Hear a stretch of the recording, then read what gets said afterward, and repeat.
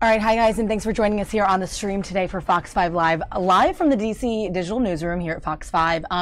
You saw the headline, and a lot of you have jumped on already. Hey, Austin, thanks for jumping on the stream right away. We're going to start, of course, with continued coverage, guys, of this Texas massacre, this horrible event that happened on Sunday in Sutherland Springs, Texas, and literally just moments ago, a few minutes ago, the latest from the sheriff, FBI, and even the parents of some of the victims, the pastor himself, whose daughter was killed in the massacre, has spoken out to some of the press there. And it was a quick sort of gathering just moments ago, and their next update isn't going to be till later this evening. So I'm going to play that out for you, some new information about it, and what the police are really considering for the charges and for this shooting, what it's all about. So we're going to go over there now. I'm going to have that for you, and then we'll come back into the newsroom to kind of discuss this a little more, talk about what you think. Of course, as always, if you guys have any comments or questions, let us know in the live chat, and let us know what you want to talk about,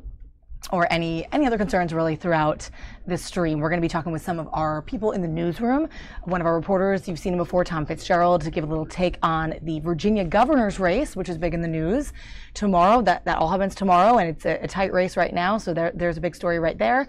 And then some other social news, some sports, and whatever else is going on that's live, guys. We'll cut in with anything breaking, and of course replay some video that's relevant to the biggest topic, which is this Texas church shooting, and anything else that comes up on our stream. All right, guys, we're gonna go over there now. Again, this was just a few moments ago. Police, sheriff, FBI, and the parents of some of the victims.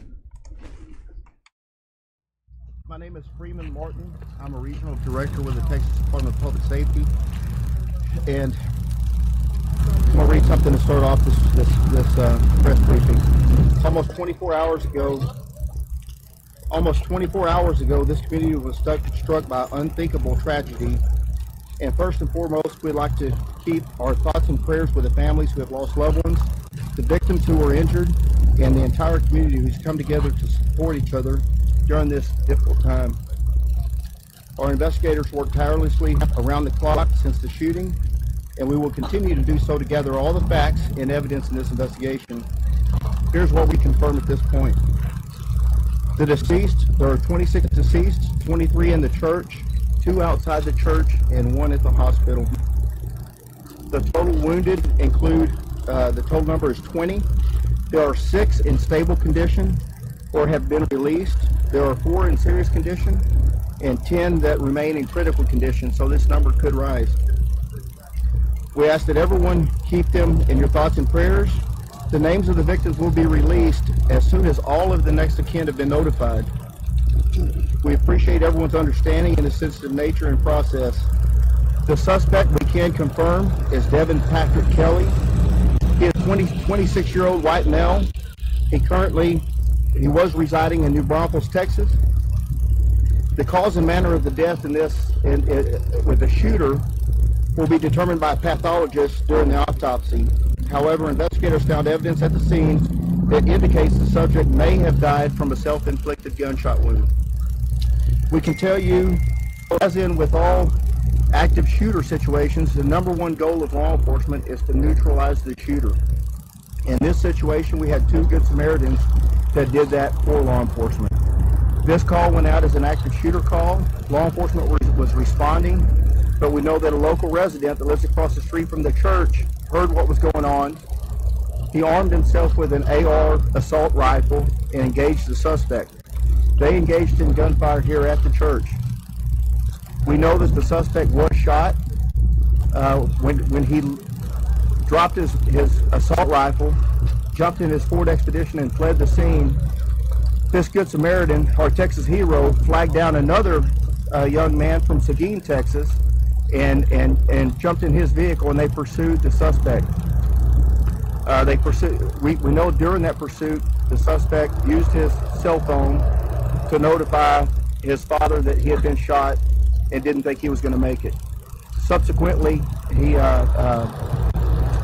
shot himself, and so as I said, the pathologist will determine the cause and manner of his death.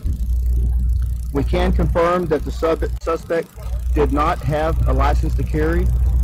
The suspect did have a non-commissioned, unarmed private security license similar to a security guard at a concert type situation. There were no disqualifiers entered into the National Crime Information Center database that would preclude him from receiving a private security license. Private security background checks, including fingerprints and criminal history checks for the Texas Crime Information Center and National Crime Information Center databases were checked, and he was cleared.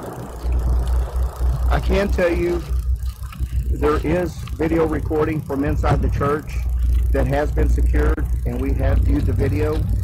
The crime scene investigation will go on for days. All the bodies have been removed from the church. Our victims will be autopsied at the Bexar County Medical Examiner's Office. As I said, our suspect was autopsied this morning in Travis County, and that information will be forthcoming. We know you have a lot of questions. We'll answer what we can, but to start off with, I think we're going to go to the special agent in charge of ATF to answer questions that he can answer. His assistance to this investigation, the suspect, and his purchase of the firearms. Good morning. My name is Fred Milanowski. It's Milanowski. I'm the special agent in charge of ATF's Houston Field Division. First and foremost, our hearts go out to the citizens of this community and the victims' families. I mean, it is obviously tragic for all of us. What I can confirm, there was 3 firearms that have been recovered. One was the Ruger 5.56 rifle that was recovered at the scene of the church. 2 additional handguns were recovered from the vehicle of the deceased suspect.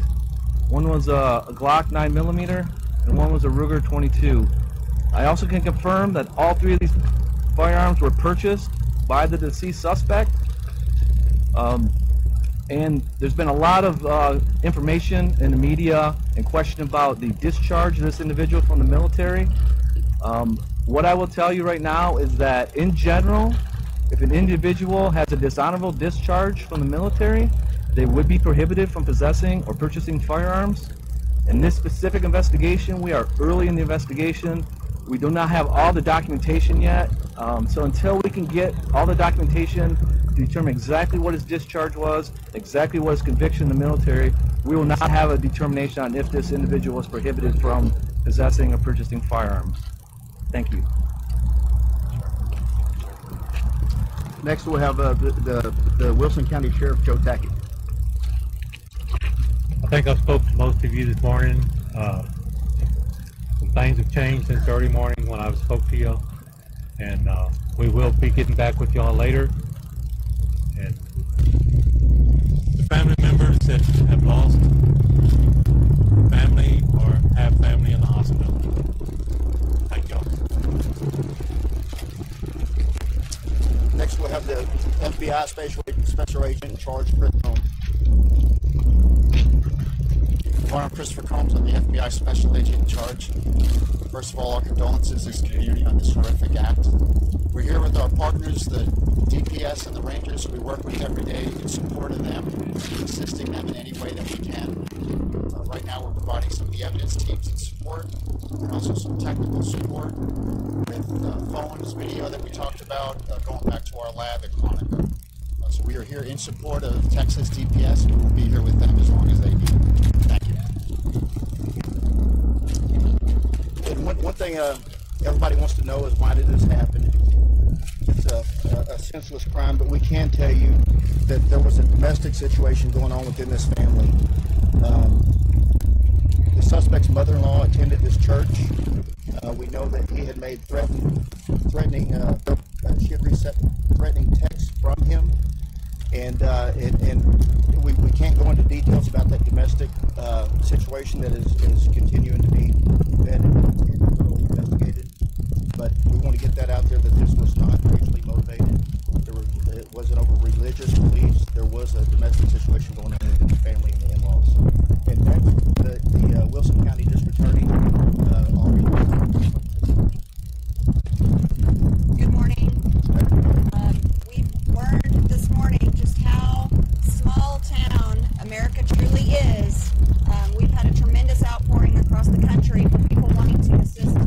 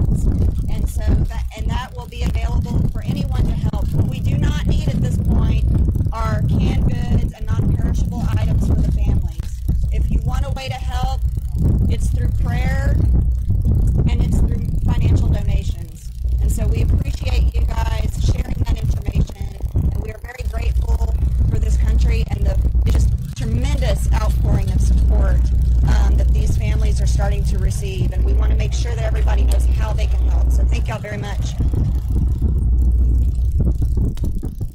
Also with us today, we have two Texas Ranger Majors, Corey Lane and Brian Brzezinski, who are the incident commanders for the investigation. So we will try to answer any of your questions you have this time. What did the video show and will it assist in the investigation?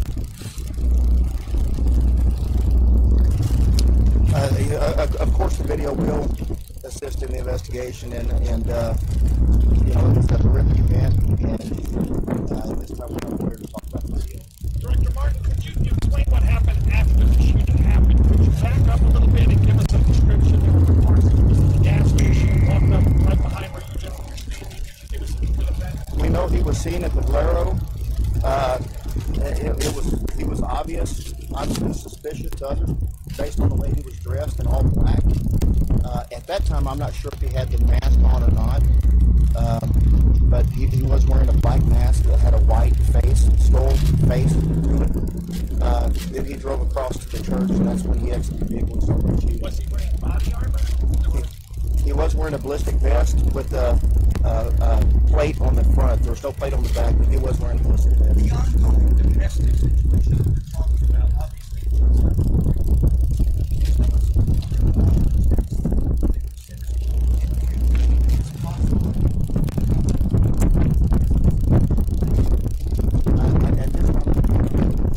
We know that he expressed anger towards his mother-in-law who attends his church. Do we know if she reported it to authorities before? We don't. We don't that had anything to do with his strange wife. Was the anger towards her maybe bringing up the relationship? We can't answer that. One more question. University on the suspect would have continued to engage people inside the church and outside had it not been for this marriage and stepped in. We can only speculate, but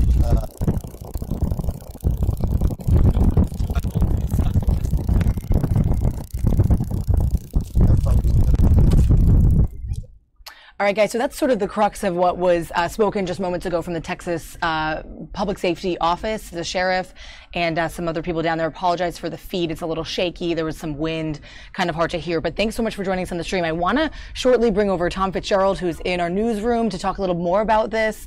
Of course, it is the news of the day. President Trump had some remarks on it yesterday, so we're going to play that out for you as well. But Tom, who's coming over here, is also covering the Virginia governor's race today, so we'll chat a little more about that, but also sort of get a little reflection about Texas yesterday and just some politics of the day. So hey, Tom, welcome. Thanks for coming on. And guys, Trina, thank you for your comments and your condolences. It's really important that I think we keep this conversation going and hope that this story doesn't kind of leave the news cycle in the next couple of days. Well, Texas? Yeah. Texas isn't living in the news. That's the thing. So what are our thoughts on this? I mean, we've seen this so much. I feel like I have literally said this on the show that many times. We've seen this way too many times. It's, you know, we're so desensitized, but we're all saying that. What can we do? Well, I mean, let's start with what we don't know about this. There's still a lot of questions about how this suspect got these weapons, what the motive is in this attack. We don't know that. We don't know what prior relationship he had with this church, whether this was a targeted assault or whether or not he had just selected it at random. What we do know is that this church, even small as it is, does broadcast a lot of its services on YouTube. They record their services and then post those services on YouTube. I actually watched one of them last night from a week ago with a pastor who had lost his daughter sadly in this attack. There is a high likelihood that if they did have a video going of the service yesterday, that this attack was captured. My goodness. On some kind of a video. So obviously that's going to be a focus of the law enforcement authorities as they're trying to piece this together back through what happened. Really interesting. There's a little more information coming out about the suspect in regards to his military service. Apparently he was discharged from the United States Air Force in regards to a assault on his wife and child.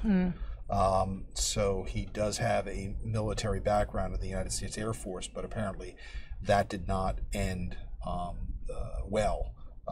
in regards to the Air Force deciding to separate him from the Air Force. So, you know, we come at this with all of these questions when you think that we still have not resolved a lot of these motive questions from the Las Vegas shooting a couple of weeks ago. Right. So unresolved. You know, the fact that here we are again, I don't know, should desensitize to anybody. In fact, I think it should probably resensitize them to the fact that we still have ongoing investigations in different parts of this country and shootings like this that we still don't have any answers to. Yeah, and just a recent report that just came out in my email from another outlet actually that I'm reading is that, like you said, he was jailed for domestic abuse, kicked out of the military, and charged with animal cruelty, another little tidbit I hadn't seen.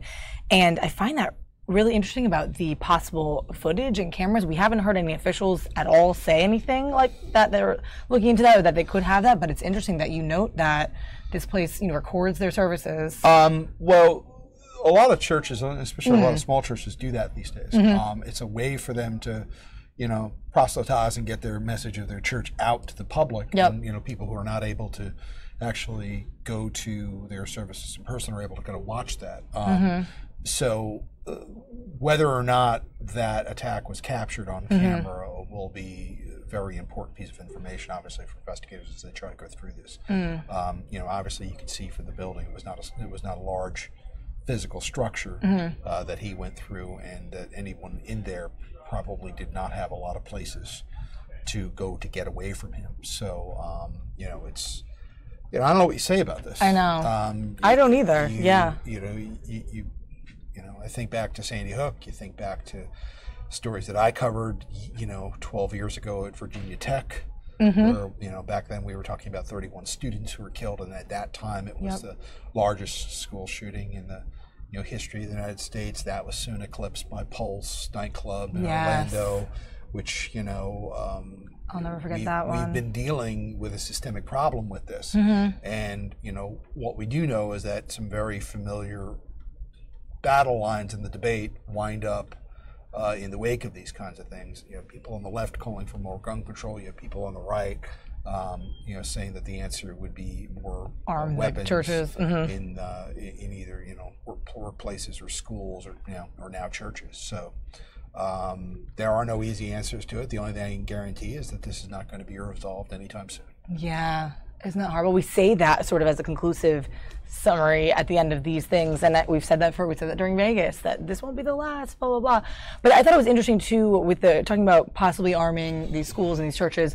Interestingly, in our newsroom today, I think they may be, or maybe at least it's sort of been talked about, doing a story about Baptist churches in the area, if they have a sort of law or a rule set on possibly having some type of armament in their church, and what could come from that and how that's relevant to the story. Well, I mean, I think the common denominator on a lot of these attacks right now is you look at, you can even talk about New York, the terrorist attack last week, which now seems like, I know, you don't even think, But, you look at these populations that are the target of these attacks, these are unprotected bike groups path, of people.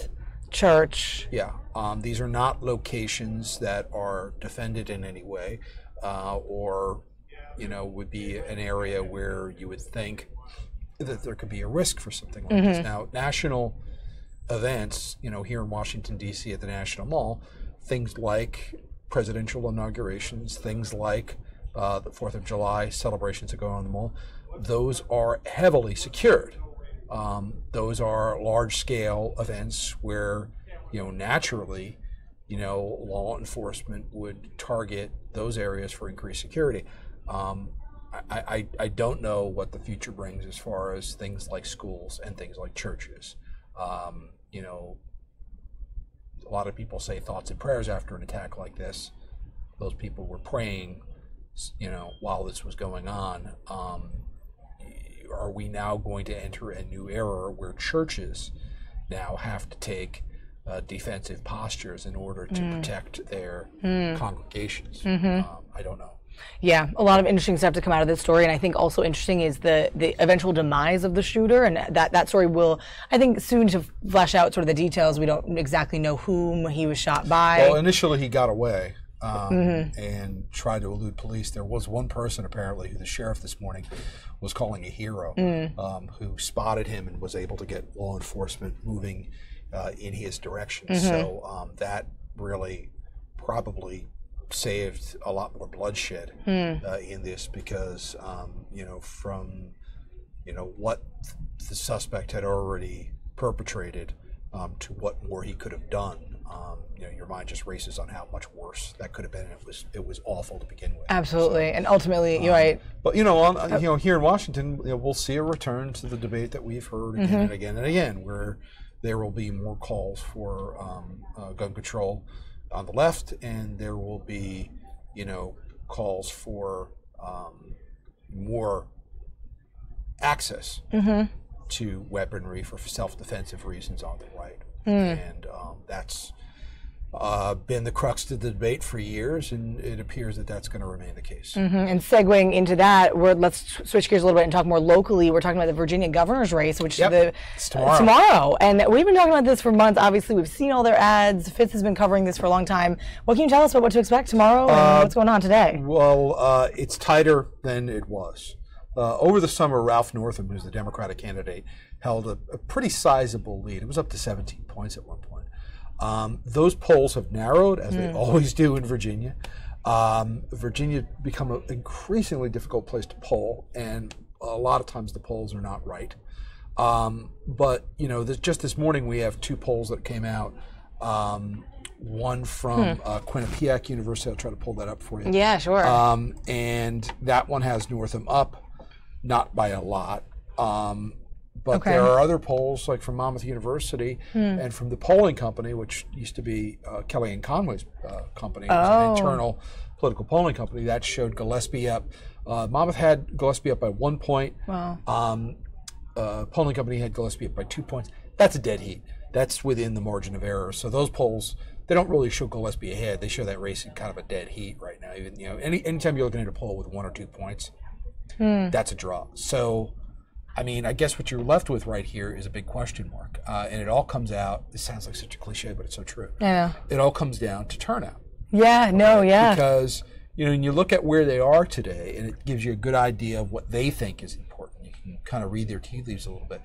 Northam pretty much today is spending his entire day in the southern part and the western part of Virginia. That is where he really needs to get his turnout. Places like Richmond, places like Roanoke, those are areas that Ralph Northam really needs to turn out. He's probably in good shape in northern Virginia.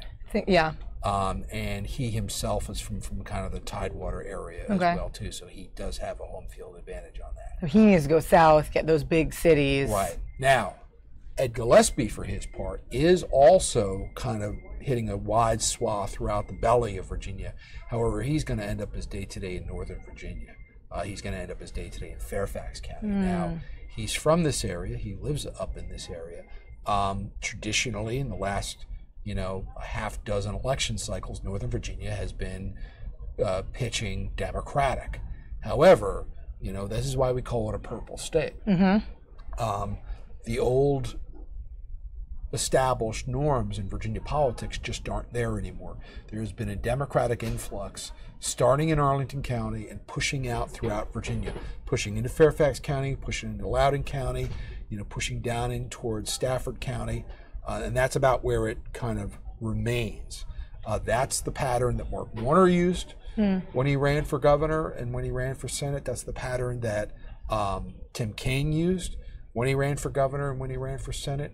And that was also the path to victory for Bob McDonnell, who was a Republican, who also ran better than expected in Northern Virginia. So if Ralph Northam is able to hold on to this, it would be to replicate what Terry McAuliffe was able to do and what Tim Kaine was able to do and what Mark Warner was able to do.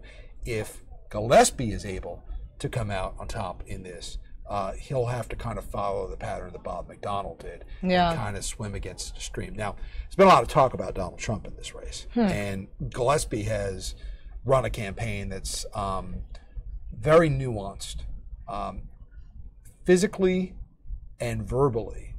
Ed Gillespie has not come out in a strong embrace of Donald Trump. He just hasn't. There have been no Donald Trump rallies. There's not going to be. Donald Trump's in, literally halfway around the world tomorrow. He's in Asia. So there's no, even, you look at the Northam commercials, right? You see these pictures that they have to slide in a picture of Gillespie and a picture of Trump and put them together. There's no picture of them together, photo of them with their arms around right. Because they have not had any rallies together. Trump has on occasion. Trump tweeted out, I said trumped out, tweeted out some pretty hard-hitting tweets aimed at Ralph Northam. Right. His policy on gang violence especially got a lot of eyes open. But, Gillespie's reaction to that was, well, I guess the president, I guess he saw our TV ads. There's never really been a hard Ed Gillespie embrace of Donald Trump. What there is, though, is I would call a Trumponian theme throughout Gillespie's advertising. He hits a lot of the same themes that Donald Trump hits. Okay. In regards to gang violence, in regards to immigration, in regards to crime. A lot of these were very out of character if you paid attention to the race that Gillespie ran for U.S. Senate against Mark Warner. He ran as much more of a traditional kind of conservative, moderate Republican. That's not what you're seeing in the 2017 version of Ed Gillespie, in his advertising, I will say. So if this works, if Ed Gillespie wins this race tomorrow, you are going to see a lot more so-called traditional Republicans adopt this style of campaigning. Adopt Trump themes, speak to Trump themes, but maybe not necessarily embrace Trump himself. Yeah. That's fascinating. You've got a governor's race coming out in Maryland next year. Larry Hogan's in very, very good shape heading into next year's election. But these polls have a way of shifting, and it'll be interesting to look out across the country and see how many other Republicans adopt this kind of strategy. If it works, everybody will do it. Sure. If it doesn't work, the Republican Party will have to start looking for another way to kind of deal with their electoral situation. Yeah. Now, remind me, because I know Ralph Northam was on our morning show. We had him in studio. He chatted. Did Gillespie ever come for one of the night shows? I conducted a sit-down interview with Ed Gillespie last Tuesday. Yeah. That was when the Latino Victory Fund ad had hit, and it was Gillespie's actual first comments on that, because of the fact that this was a PAC that came in, ran this ad on YouTube, and it created a firestorm out of the gate. It was eye-opening. It was a pickup truck barreling down the street, chasing after minority children. They're screaming at each other, saying, "Run, run." Wow. There's a Confederate flag on the back of the truck, and then there's an Ed Gillespie bumper sticker on the back of the truck. Now, the timing of that happened to coincide with the attack in New York City. This was supposed to be an ad that doubled down on the idea that Republicans are anti-immigration and bad for immigrants to the United States. The problem is that came out on a day when a man actually did take a truck and mow down and kill 8 people in New York City. So, teamed with the timing of it, which, was coincidental. Sure. They didn't know that that attack was going to happen in New York City that day. But the ad itself created a firestorm to the point where the Northern campaign itself had to come out later and said that they didn't support the ad. They wanted the ad taken down. Now, the problem became, later on in the week when we reported that we had, located a $62,000 in-kind contribution from the Latino Victory Fund to the Northam campaign. Now, the Northam campaign's answer to that was, well, that was for canvassing and data. However, it's, as we showed in our report, it was listed as a media contribution. Interesting. So, the Northam campaign's position was that was not our ad. We did not authorize the ad. We did not know about the content of the ad before it hit the air. However, there was this financial link between the Latino Victory Fund and the Northern campaign that they later had to come out and answer to. Interesting. Wow, I actually didn't know that detail. When you sat him down, when you had the interview, did Trump come up at all? Did you guys talk about Trump? Oh yeah, a little bit. Oh yeah. I mean, had to. Yeah. Had to. And Did he we asked answer? about this odd relationship that he has with Donald Trump, where that he'll campaign with Trump themes, but yet not with Trump himself. And what he told us that day was that whether you like the fact that Donald Trump is president or whether you don't like the fact that Donald Trump is president, the fact is Donald Trump is president. So what do you do with that? Do you go into office prepared to do battle with the White House when so much of Virginia's economy relies on the federal government, especially in Northern Virginia? Or, Ed Gillespie says, do you approach it in the respect that you have to find a way to work with this president when you can and oppose him when you must? So he is trying to thread a needle here, which may or may not be successful in the minds of these voters, about the fact that, yes, I am a Republican, but no matter who the governor is, they will have to work with this White House. And that is true to a certain respect for Ralph Northam as well, too. And he said that as well, too. Ralph Northam says in probably one of his most run commercials is that, he will work with Donald Trump when he has to. So, the politics is one thing, the reality is something else.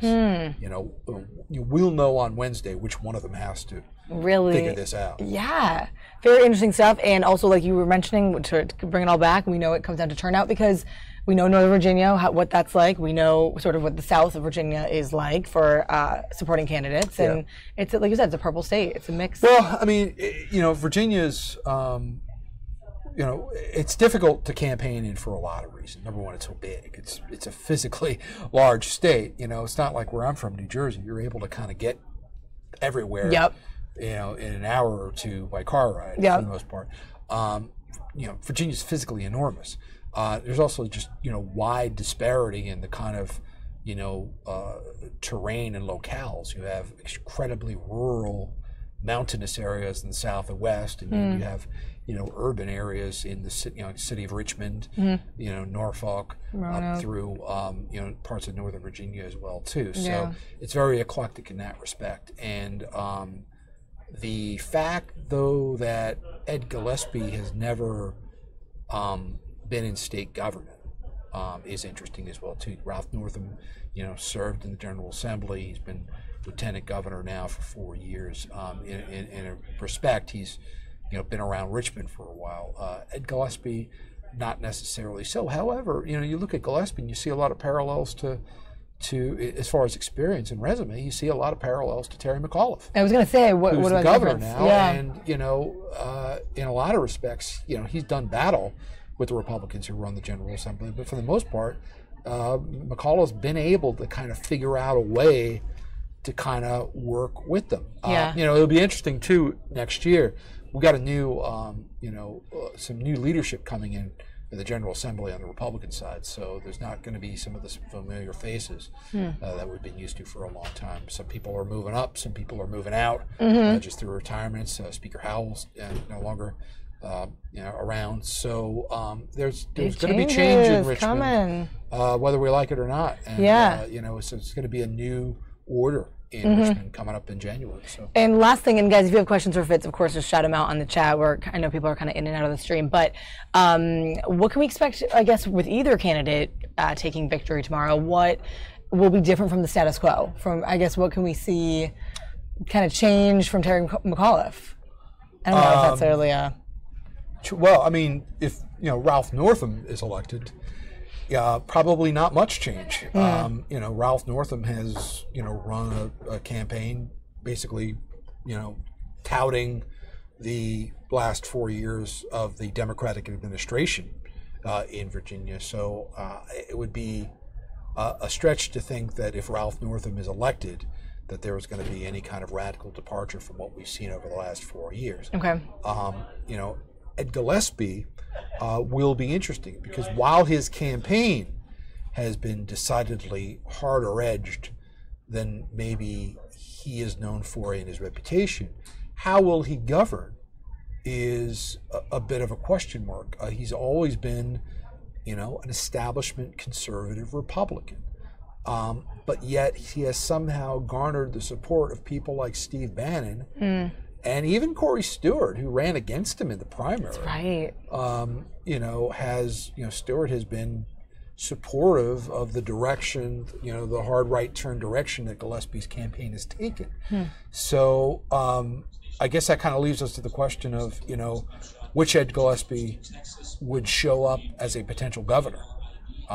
Because, if you get there with one style, do you then change styles once you get into office? Wow. We don't know. Yeah. We don't know. We'll have to see. Really interesting. So taking it back to the newsroom, you're going to be doing a roundup of sort of what's up for tomorrow? We're going to go out. Actually, one of the interesting things happening is there's been a surge in absentee voting in Virginia. Oh. They do it a little differently in Virginia. They don't call it early voting. Okay. They call it in-person absentee. It's essentially the same idea that you're not going to be going to the polls on election day. But in Fairfax County alone, we found out that there's like 29,000 people who have already voted in absentee. Interesting. So what that means and what that impact is, I'm somebody who thinks that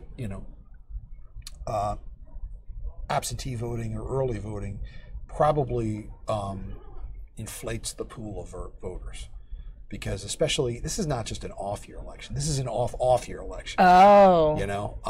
So it inflates the pool of voters, meaning it gives more people the opportunity to vote and more time to vote, because people are just not tuned in to these off-year elections. So if you have a period of time where people can go over the, say, period of 2 weeks or whatever, to go in and vote or cast an absentee ballot, you're naturally going to widen the pool of people who were able to cast a ballot in that race. Now, whether those votes are for Ralph Northam or whether for Ed Gillespie, we don't know. We won't know that until tomorrow. But it is significant that they have had a big impact. This is a trend that I think we're going to start seeing a lot more in future elections. People, the idea that, other countries do it this way, the idea that you would have one day a year that everybody would vote for something on one day is starting to get to be a little old-fashioned. Yeah. More and more people are trying to take available instances where they can cast early ballots, where they can vote absentee, different work schedules, different lives these days. It's just not the way it used to be, and I think it fits a lot of more people's schedules. I wonder if it'll ever go digital. Like, let's do it. I mean, is that too unsafe? Especially. You think it will? Well, especially after what we've seen in 2016. You're right. And it's not only the question of, the security of that data. By the way, we should mention that electronic voting machines are not connected to the internet. Good mention. That's an important point to it. But that still does not mean that there have, over the years, since the advent of digital voting, computerized voting machines, that there have not been problems with the voting machines. Some states have gone back to a paper ballot. I know Maryland does this as well now, where you actually fill out a paper ballot. That ballot is then recorded digitally. That's right. Are you a Maryland resident too? Or are you Virginia? I'm a resident of the world. He's not going to say. Is he voting tomorrow? Earth. It's crazy because we're here in this middle of ground, right? So DMV, so anybody could be from anywhere. Yes. Like this election won't be relevant to me. I won't be voting tomorrow. So.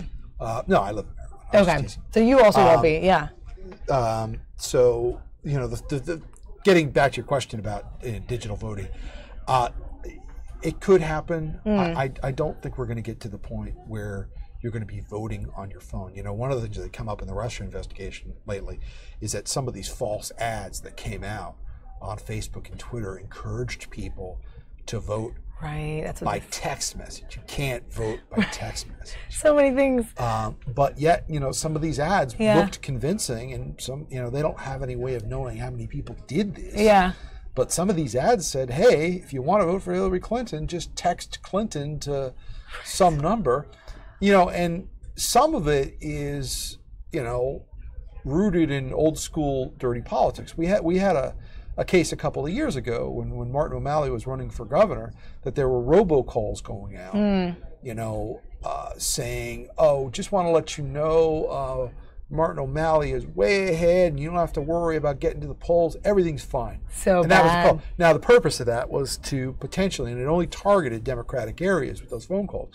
The purpose of that ultimately was to tap down the Democratic vote. Right, dissuade people and from a lot going of out those there. calls went out in regions of Prince George's County as well too. I remember. That was investigated later, and charges were brought. That's right. I remember that story. It was big in the news regards here. to that. So you know, this stuff happens. It has happened for a long time.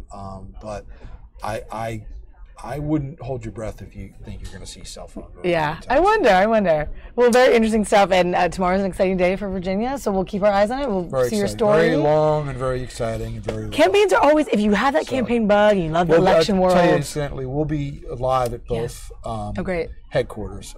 Ralph Northam is going to be at George Mason University in Fairfax County. I'm going to be down in Richmond. Okay, at tomorrow. SB headquarters tomorrow night. Cool. And, so we'll have someone at Northam's. Yes.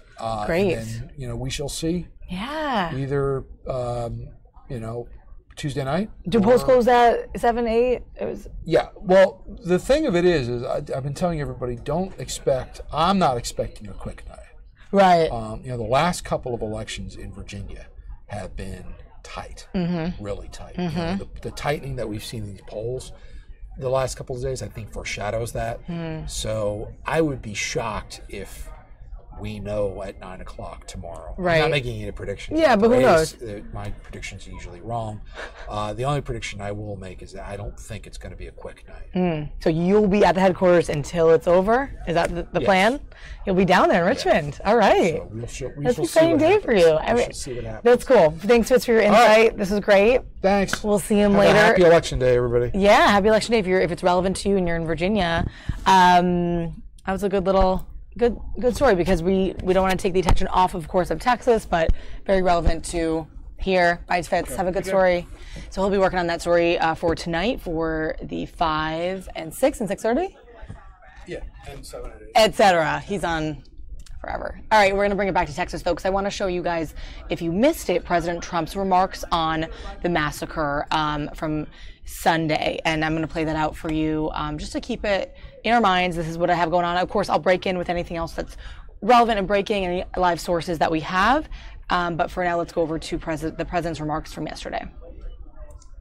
That was good with me. And thank you for representing, Bill, so well the interests of the American people in Japan and the incredible relationship that you have with Japan. We really appreciate you doing a fantastic job. We very much appreciate it. Thank you. Let me begin today by addressing the horrific shooting in Sutherland Springs, Texas. Our thoughts and prayers are with the victims and families of today's attack. This act of not begin to imagine the suffering of those who lost the ones they broken, but in dark times, and these are times such as these, Americans do what they do best. We pull together.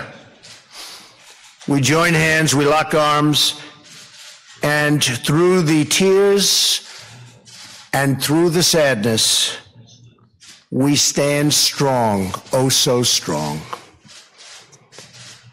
My administration will provide its full support to the great state of Texas and all local authorities investigating this horrible crime.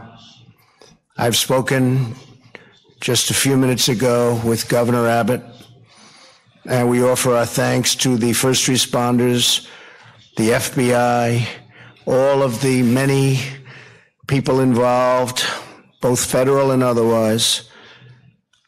Ultimately, they stopped the suspect and rendered immediate life-saving aid to certain victims of the shooting. I will continue to follow the developments closely. All of America is praying to God to help the wounded and the families of the victims. We will never, ever leave their side, ever. With that being said, we are here today in Japan with one of our closest and most cherished allies.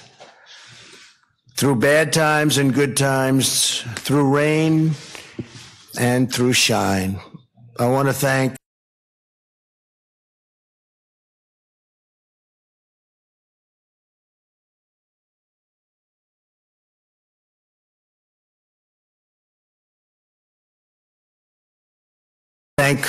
the First Lady for being with us. Melania, please stand.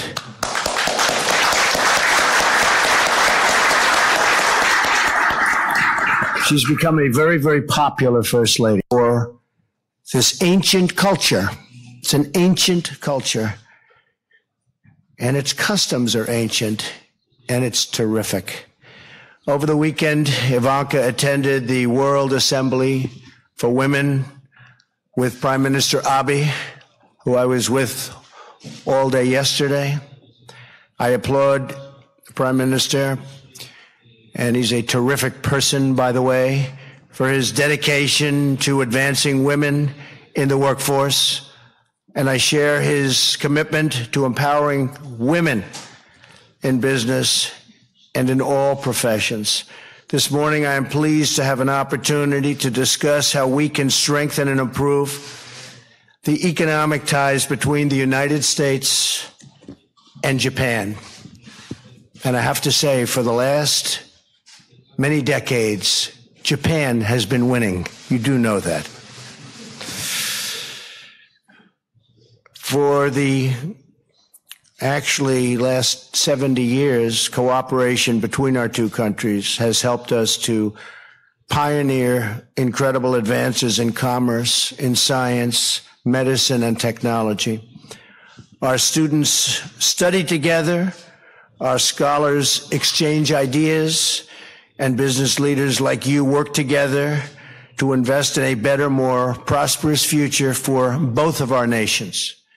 I know many of the leaders in this room have helped build Japan into the center for commerce and innovation that it is today, and I want to commend you for your incredible achievements in so many areas. And I looked at a list of the people in the room. They are truly the leaders of industry. I congratulate you all.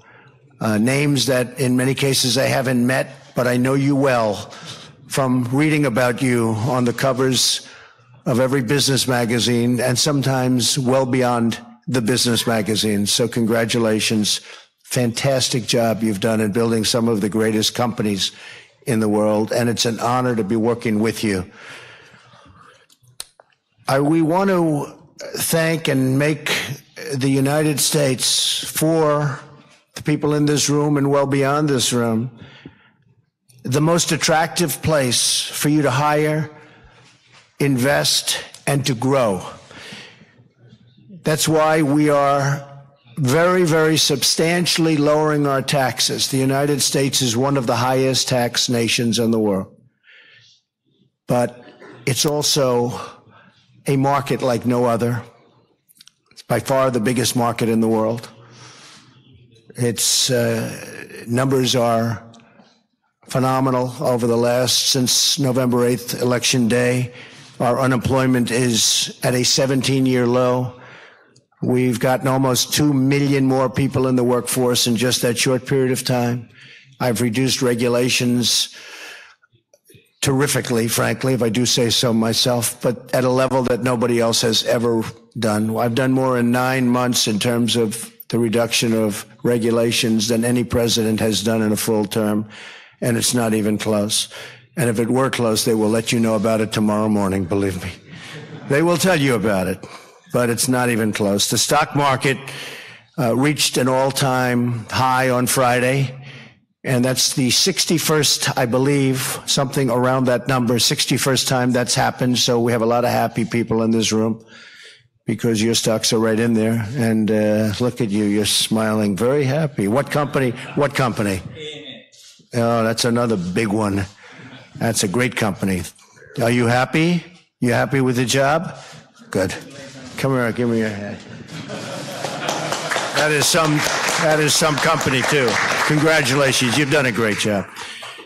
But it's reached an all-time high. I believe it's maybe in the neighborhood of 61 times during the course of from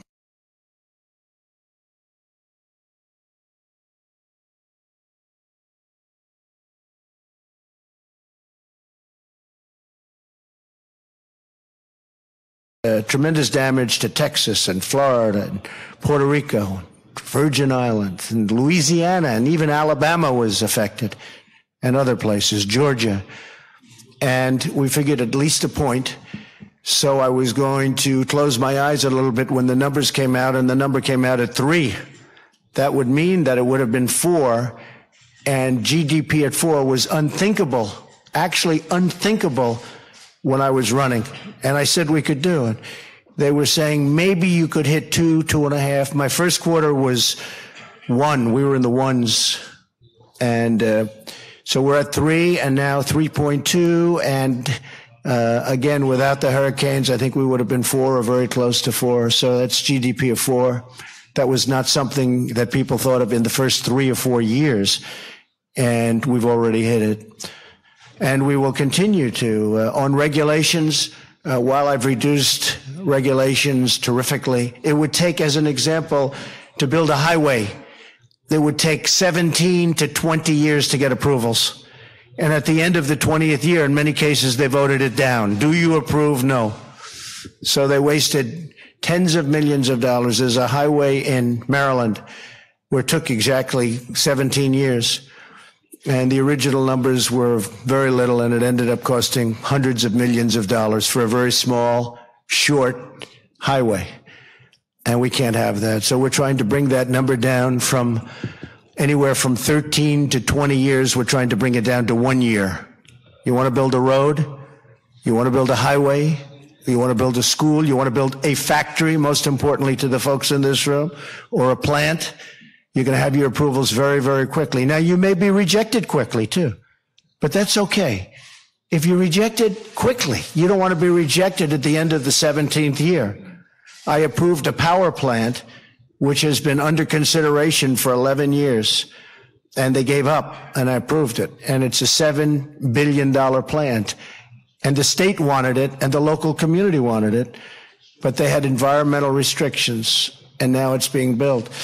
The Dakota Access Pipeline, and as you know, the Keystone Pipeline, that was rejected by the previous administration. The Keystone Pipeline was dead, and the Dakota Access Pipeline was even worse shape because they built it, but they weren't allowed to hook it up. So I consider not starting even better than that. And in my first week, I approved both. It's 42,000 jobs.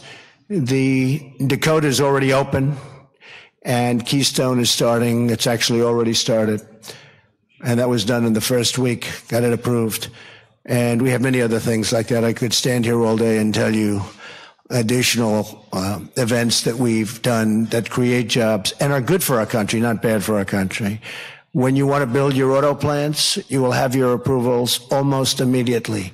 When you want to expand your plants, you will have your approvals almost immediately. And in the room, we have a couple of the great folks from 2 of the biggest auto companies in the world that are building new plants and doing expansions of other plants. And you know who you are, and I want to just thank you very much. I want to thank you. I also want to recognize the business leaders in the room whose confidence in the United States, they've been creating jobs. You have such confidence in the United States, and you've been creating jobs for our country for a long, long time. Several Japanese automobile industry firms have been really doing a job, and we love it when you build cars. If you're a Japanese firm, we love it. Try building your cars in the United States instead of shipping them over. Is that possible to ask? That's not rude. Is that rude? I don't think so. If you could build them, but I must say Toyota and Mazda, where are you? Are you here? Anybody? Toyota, Mazda? I thought so. Ooh, I thought that was you. That's big.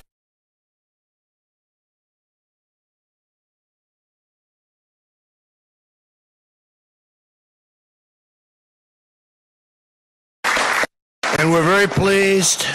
Last month in Tennessee, a great state. Great state. Right here, Mr. President. I know, I'm going to introduce them now. And create over 1,000 new jobs. And I do believe that's you, another famous man. Come here.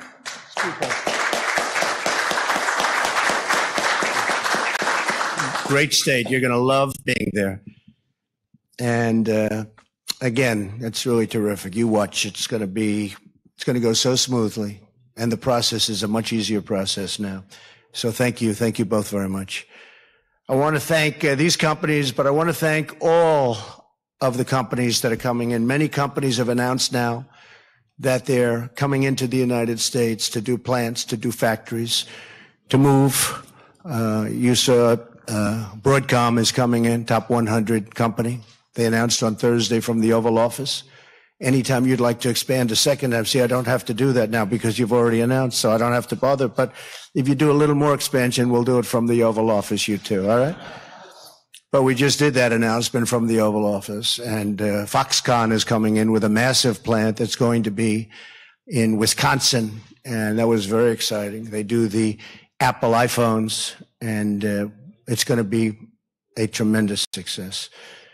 But we have to do more. The United States has suffered massive trade deficits with Japan for many, many years. Almost $70 billion annually, $70 billion. Many millions of cars are sold by Japan into the United States, whereas virtually no cars go from the United States into Japan. And our car industry is doing very well, and our product is fantastic. So we'll have to negotiate that out, and we'll do it in a very friendly way, and I know it's going to be a successful negotiation. And one thing I can say, that we make the greatest military equipment in the world. There's nothing close. And Prime Minister is ordering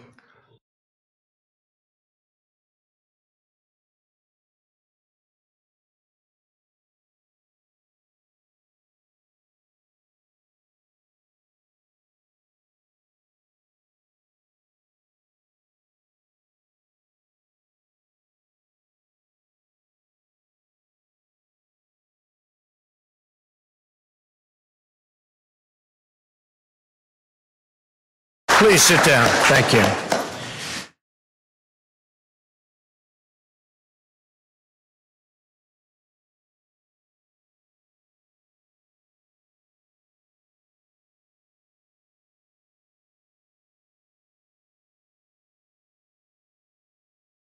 Thank you very much. Appreciate it.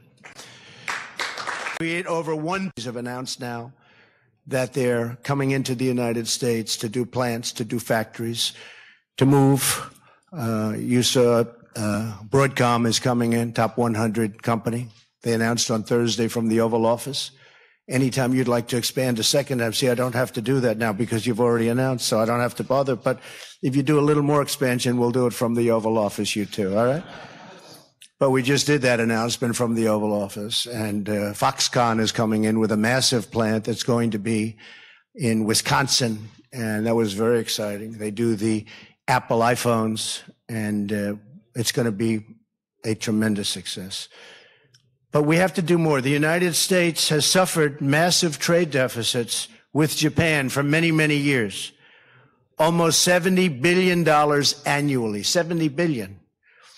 Many millions of cars are sold by Japan into the United States, whereas virtually no cars go from the United States into Japan. And our car industry is doing very well, and our product is fantastic. So we'll have to negotiate that out, and we'll do it in a very friendly way, and I know it's going to be a successful negotiation. And one thing I can say, that we make the greatest military equipment in the world. There's nothing close. And Prime Minister is ordering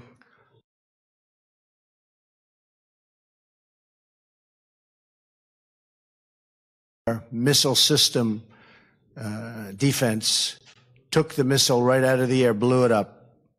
Incredible talent, incredible technology that we have, incredible.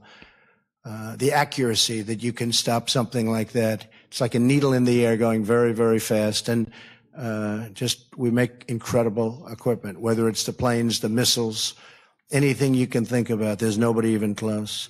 So we're going to be doing a lot of business with many countries on defense. We want fair and open trade. But right now, our trade with Japan is not fair and it's not open, but I know it will be soon. We want free and reciprocal trade, but right now, our trade with Japan is not free and it's not reciprocal. And I know it will be. And we've started the process, and it's gone on for a long time, but I know that we will be able to come up with trade deals and trade concepts that are going to be fair to both countries, and actually, I think will actually be better for both countries. And I have no doubt that it'll be done in a quick and very friendly manner. I'm very optimistic about the future of our economic partnership. We are proud, for instance, that after the United States, Japan is the largest owner of Boeing aircraft, greatest commercial aircraft in the world. Is Boeing here? Boeing? Right there from Boeing's here. Oh, look at my guy. Stand up. Boy, have I made him. Whoa, come. The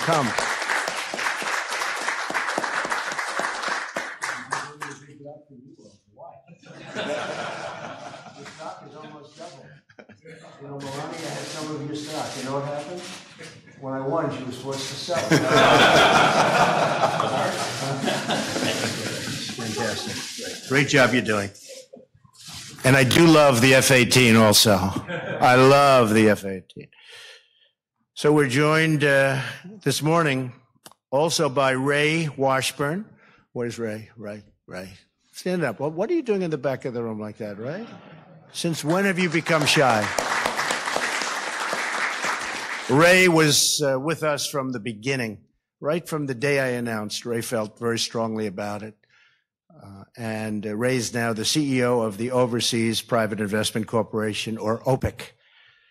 And Ray's working with the Japan Bank for International Cooperation to invest in bold new infrastructure projects. This is a major development that will advance our shared interests in the region. Ray, I want to thank you for doing such a great job. From day one, the day I met you, perfect job. Thank you very much. And in partnership with the United States, the sovereign nations of the Indo-Pacific will work together to achieve a future of security, prosperity, and peace. We will have more trade than anybody ever thought of under TPP, that I can tell you. TPP was not the right idea. Probably some of you in this room disagree, but ultimately I'll be proven to be right. We will have much bigger trade with the way we're doing it right now. And it'll be a much less complex situation. We cherish the friendship between the United States and Japan. And I cherish my friendship with Prime Minister Abe.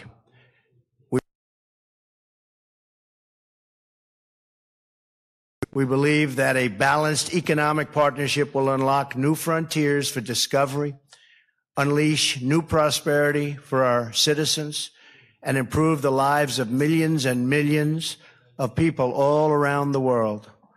We're grateful for everything you do to promote opportunity in both Japan and the United States. We look forward to many years of cooperation, innovation, collaboration, and unbelievable trade. Unbelievable trade. It's happening and it's going to happen. So I want to thank everybody for being here today. Again, you are the rock stars of business. Amazing people. I hope your family recognize how important you are. Oftentimes they don't, right? But you really are. You're the rock stars of business, and it's an honor to be with you. And I think as soon as the media leaves, we'll do some question and answers. Okay? Thank you very much. Thank you. Thank you very much, everybody.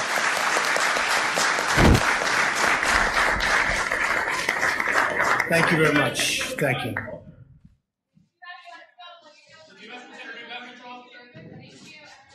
Thank you very much, everybody.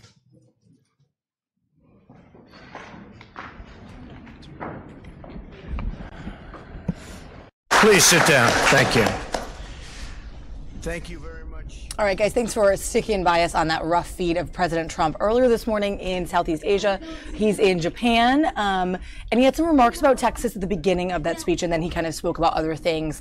But you guys have now a look at our newsroom right here. This is our digital desk and our full newsroom behind me, and I'm trying to just see what's up for the day, grab some of the reporters and talk about what they are covering today. We just talked to Tom Fitzgerald, who is out to summarize and break down the Virginia governor's race that is tomorrow, big election tomorrow, and we'll have crews out on the headquarters sites of Ralph Northam and Ed Gillespie tomorrow night, so some people working late into the hours of the evening tomorrow, a little bit differently. And just to answer some of your questions, I'm seeing that you guys are kind of commenting on the stream. Again, those remarks were from President Trump earlier.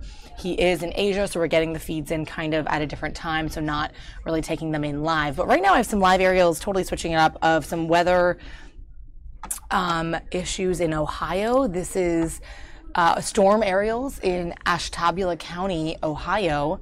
Take a look at that. This is what's coming in live now.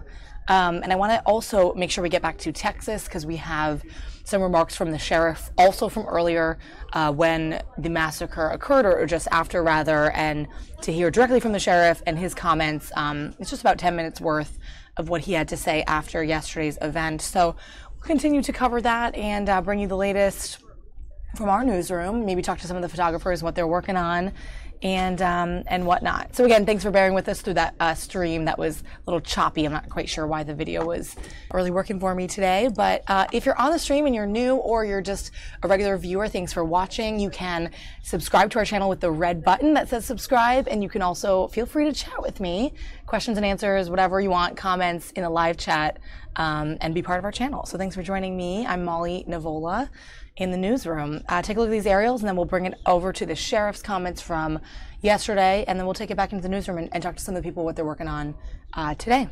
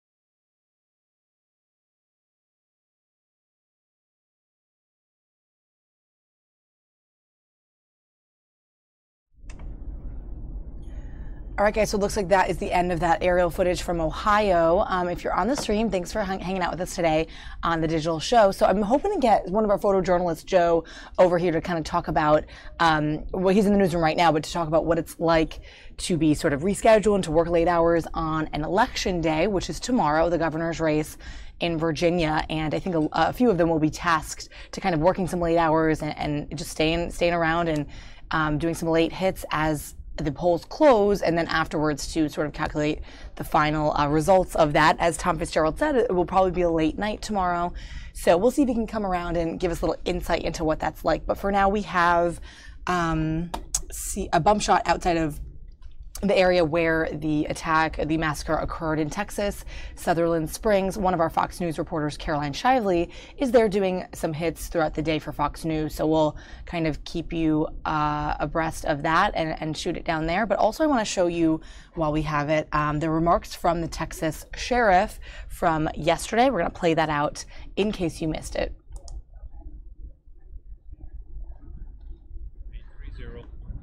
830-391-0475. What was your last name? Tackett. T-A-C-K-I-T-T. Thank you. Yes, ma'am. Hi. We can get okay. Oh, okay. I may ask you for that number again. Okay. Sheriff, can you just walk us through everything that happened here yesterday?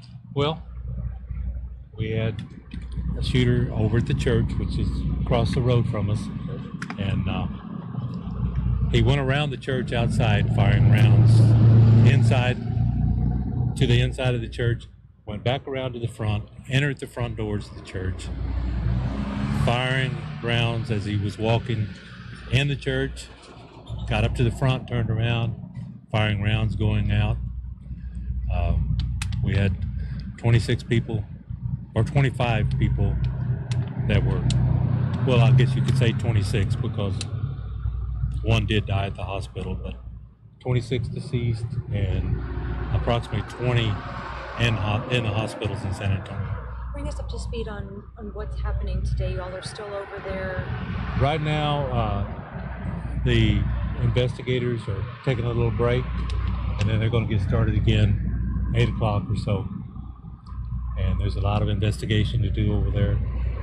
You know, there's a lot of rounds that were fired, shell casings laying out. They have to be accounted for. Probably going to have to try to dig out, try to find any slugs in the church. Some, they're there. We know there's a lot of them. And Sheriff, can you address at all? People are saying that this might have been domestic motivated between him and his estranged we wife. don't know for sure. We don't have anything, on him here in our county. He was not from our county. How close are we to learning a motive? I don't know. Really don't know. Is there any evidence at this point that after the church he was planning to go somewhere else? We don't know. We just don't know at this time. You said his in-laws attended the church? His in-laws, my understanding, did attend the church. They were not here yesterday. How often did they attend? I don't know. Is he regular, I don't know. We haven't been able to really talk to anybody from the church that much. Is family cooperating his family? My understanding is that, his family has been contacted, and I don't know what information has been gotten from them, but Is he still married? Do we know? I don't know for sure. Sheriff, it was an AR-style rifle that Right. was used. I know there were other weapons found in his car. Have you guys been able to determine what those were and if he used any others in this massacre? There was, the vehicle ended up in Guadalupe County, and I don't know. They were investigating it along with the Rangers, so I don't know how many weapons were actually in the vehicle. Sheriff, my apologies if you were asked this already, but did he kill himself or Well, did he die from the wounds from the civilian? We think that there could be both wounds from the civilian, plus he possibly committed suicide. But we won't know that until medical examiner. Sheriff, you're a member of the Wilson County community. How are you and your deputies and the community at large, how are you handling all of this? How are you doing? I'm here. Going to be here as long as I need to be. I mean, we're going to have counseling for our officers, and you know, it's just going to take time. Are there any of those types of resources for people who live here, counseling, or? Yes, we're going to have that. Yes. What can you tell me about the visiting pastor who was there? I don't know anything about him really. That he was just a visiting pastor.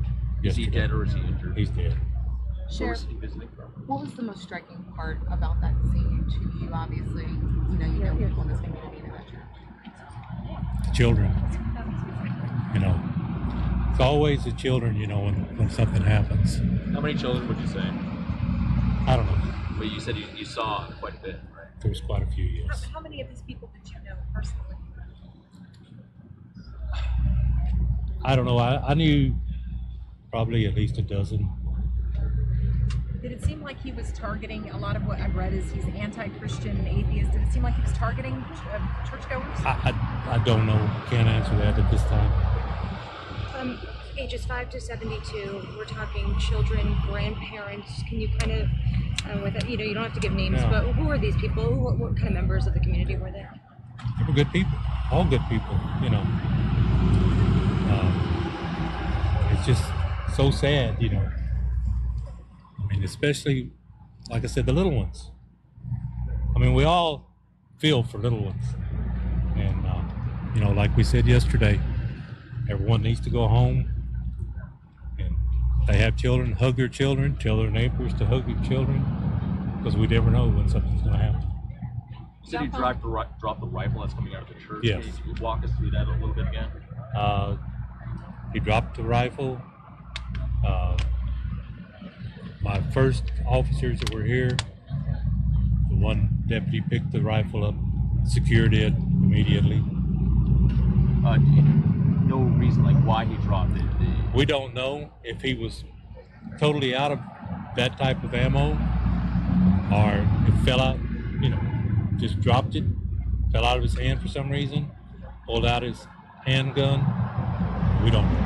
So he had a handgun? He did have a handgun. How many weapons did he have on him when he was in the church? We believe just the two. Assault rifle plus handgun. Do you know if he used a handgun? We don't know that he used it in the church at this time. What type of handgun was it? No, not at this time. What would you like to say to the community out here? Obviously, everybody knows everybody, what would you want to do? Just be there for each other. You know, stick together, pray together, be there from now. At this point, do you know if any of this was captured on video with the church streaming their services? Very little. That engaged the gunman. Did that happen before the first officers arrived at the scene? And I guess when the first officers arrived on the scene, was the gunman already? He'd already gone? taken off. Okay. Yes. Did he communicate at all through anything before he was shot? Not that I know of. You know that he didn't say Dispatch anything. police, family members, anything like that? No, Do you have an estimate of the amount of rounds that were shot? not at this time. How many other guns were in the car? I don't know. What's that? Have you had an opportunity to talk to the pastor and his wife yet? No, I have not. Where was the visiting pastor from? I don't know where he was from. He was from out of town, but I don't know. But the pastor from the church was in Oklahoma. How many people survived? Do we know how many people were in there when it happened? I'm trying to get a handle of how many people were able to survive. I don't know for sure.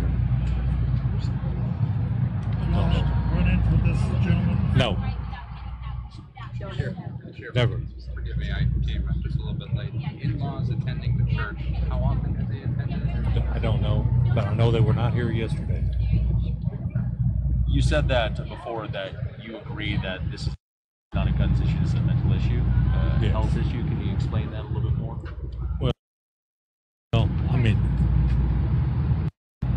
like I said, guns don't kill people. People kill people. And, you know, he had to have some type of mental issues, I think, to walk in or go into a church like that, knowing, you know, there's children and not caring while he was shooting. Sheriff, was his estranged wife among the casualties? No. Was she at the church when it happened? No, none of his family was here. And none of her family? No. How many kids did you say again killed? I don't know how many total. 12, 15, I don't know.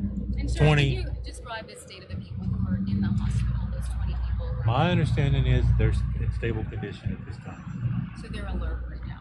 I suspect they are if they're in stable condition. Have they been interviewed or anything by law enforcement? Law enforcement is there. Texas Rangers were there. Going to try to get in to visit them whenever they could. Did anybody come out uninjured that was in the church? I think there's a couple of people that came out. It was hard to tell.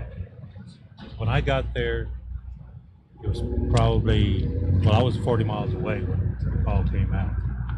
So when I got there, there were a few people walking around. They did have blood on them, but I don't know how many. What did they say? Did they say anything to you? They just couldn't believe what had happened.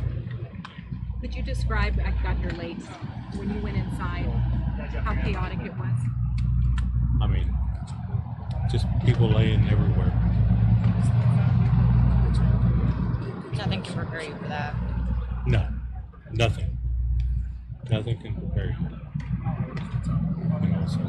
Thank you very much. Okay.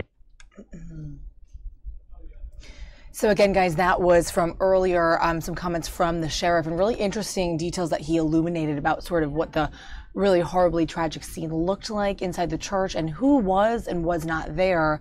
And sort of what all happened. So really just some direct details from the sheriff himself. And I see you guys kind of chatting it up during this feed. And Austin and Ron, thanks for your comments. Talking about the issue of mental health and guns. And it sort of leaves us in this limbo of question. This is going to repeat now. I'm just going to bring the volume down so you can kind of see the scene. But it leaves us with that question. And we heard President Trump earlier say that this is a mental health issue, not a gun issue. That was sort of the quote that people were taking and clipping for the shows this morning. And sort of the crux of what he did say about the attack. And then some of you guys saying that lack of gun control prevented what could be an even bigger tragedy. Another saying the situation may have never existed if you took away guns, but there's no fantasy world where there are no guns. So it does just remain this question really as we go forward with this. And I want to bring your attention to what they're calling, or whom they're calling, a good Samaritan in this situation. His name is Johnny Langendorf, and he's one of the men who helped chase down the shooter at the church over the weekend. He's been kind of giving interviews and whatnot, and our sister station in Chicago caught up with him just for a few minutes. So let's take a look at that interview. Driver who really chased the shooter after what happened. Describe to us exactly what happened and how you ended up chasing him. I was coming from the VP station right here off 87, and I took the same back street that I take every time I leave there to go to my girlfriend's house, and I came upon the intersection of the church where the shooter and a neighbor were both coming out, and both had weapons drawn and immediately started exchanging fire. The shooter got in his vehicle and took off. The other gentleman who is a member of this community came, jumped in my truck and said, he just shot up the church. We got to go get him. And I said, okay, let's go. And so from there, we blew through this intersection, and we started going about 90, 95, keeping up with this guy. The whole time I'm trying to keep the gentleman calm, who was in the shooting, and stay on the phone with dispatch so that cops knew exactly where this guy was. It lasted about 10, 12 minutes, the whole chase itself, and then the shooter lost control of his vehicle, ended up in the bar ditch. From then I parked my truck across the road. Me and the other gentleman took refuge behind it, and the other gentleman drew his rifle on the gunman. The gunman never got out of his vehicle. From then, I went and directed traffic in case there was ever crossfire until police showed up. And once police showed up, they reacted quickly and efficiently, and they really did a great job about everything. And do you know, was the gunman ultimately killed, from a self-inflicted gunshot wound or being shot by someone else? I'm not sure. There was no gunfire from the time he lost control till the cops, till anything. There was no more gunfire. And then once the cops got there, they pushed me and the other gentleman so far back we couldn't see anything anyway, because they wanted everybody as far away from danger as possible. So you were telling me that you're from Seguin, Texas. You're not from here, but did you know anyone who was killed? No, ma'am, nothing confirmed. I have a friend whose grandparents were in there, and I'm still waiting to hear from him on that, and so I'm just hoping for the best.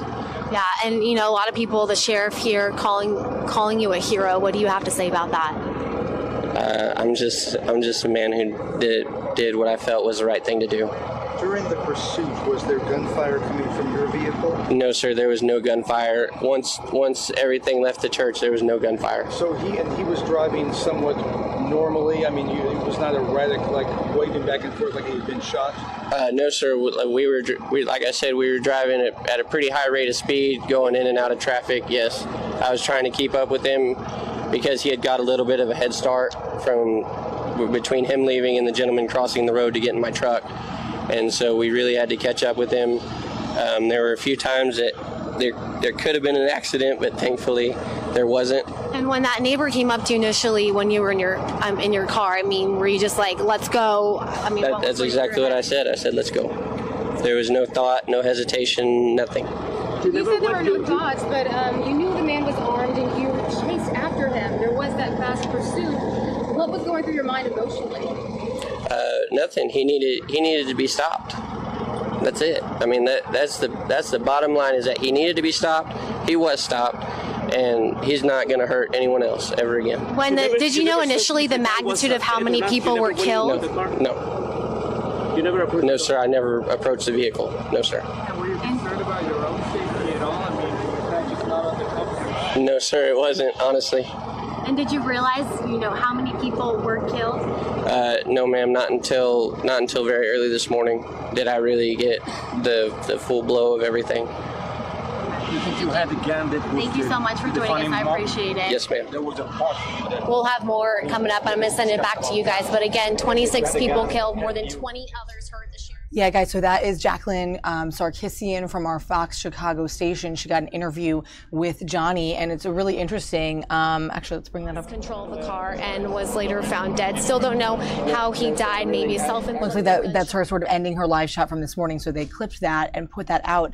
So I wanted to make sure you guys saw that, because I actually hadn't seen that interview. If anybody else kind of saw any clips of him from before, let us know. I see some of you guys also bringing some comments in the stream, talking about how this guy, the shooter, should have had, his name should have been a red flag on the background check for his guns. A lot of people saying that, and there's definitely something that went awry as to how he had possession of those guns. And as we heard the sheriff say, there had to be something for sure mentally disturbed or wrong with him to go into that church and to be able to see children and carry out the shooting like he did. So if you are just joining us, guys, welcome to our stream. This is Fox 5 DC's digital stream. During the middle of the day here, you have a live look at our newsroom, and we're pretty much covering a lot of the Texas coverage, and I want to make sure I kind of just replay and let you guys see and sink it all in. I'm having a little bit of an internet issue, but I'm going to be finding next the most recent press conference with Texas Public Safety and the sheriff, the FBI as well, all joined in on a press conference this morning for updates on what happened, the church shooting in Sutherland Springs. So we're going to replay that press conference now and then come back in for more coverage. Keep the chat flowing, guys. Keep the comments coming. Any questions or thoughts, direct them my way, and we'll have more for you in a little bit.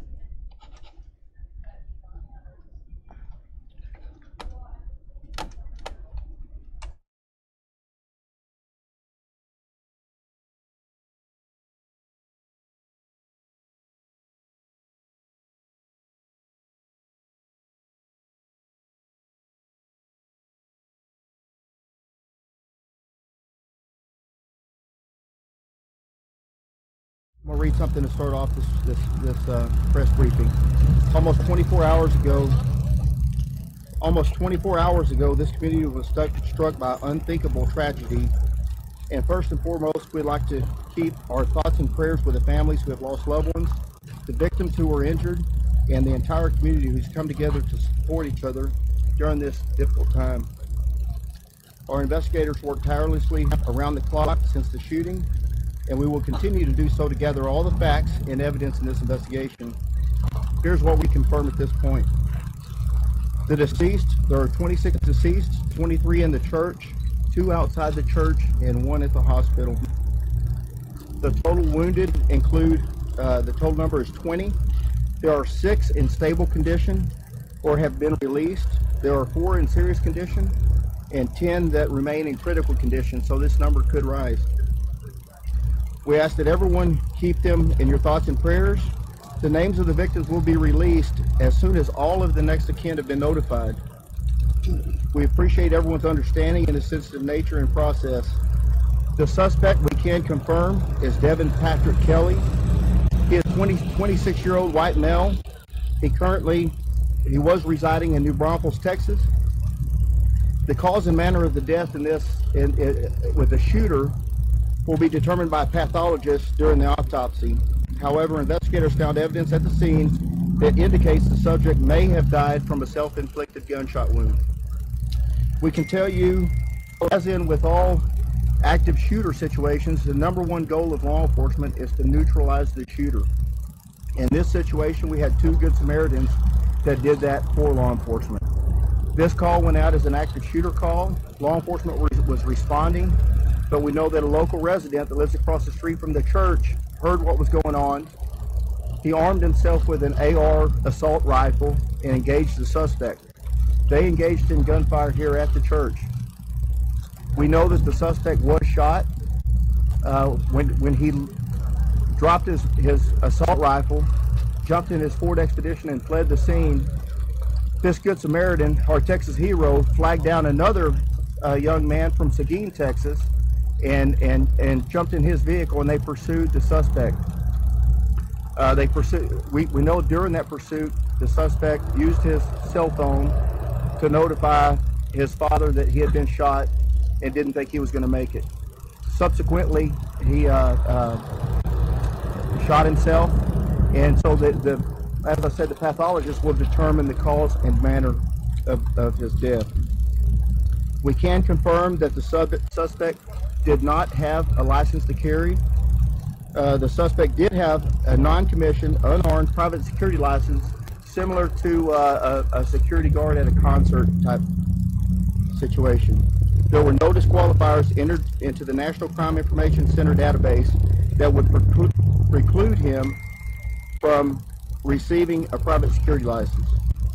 Private security background checks, including fingerprints and criminal history checks with the Texas Crime Information Center and National Crime Information Center databases, were checked, and he was cleared.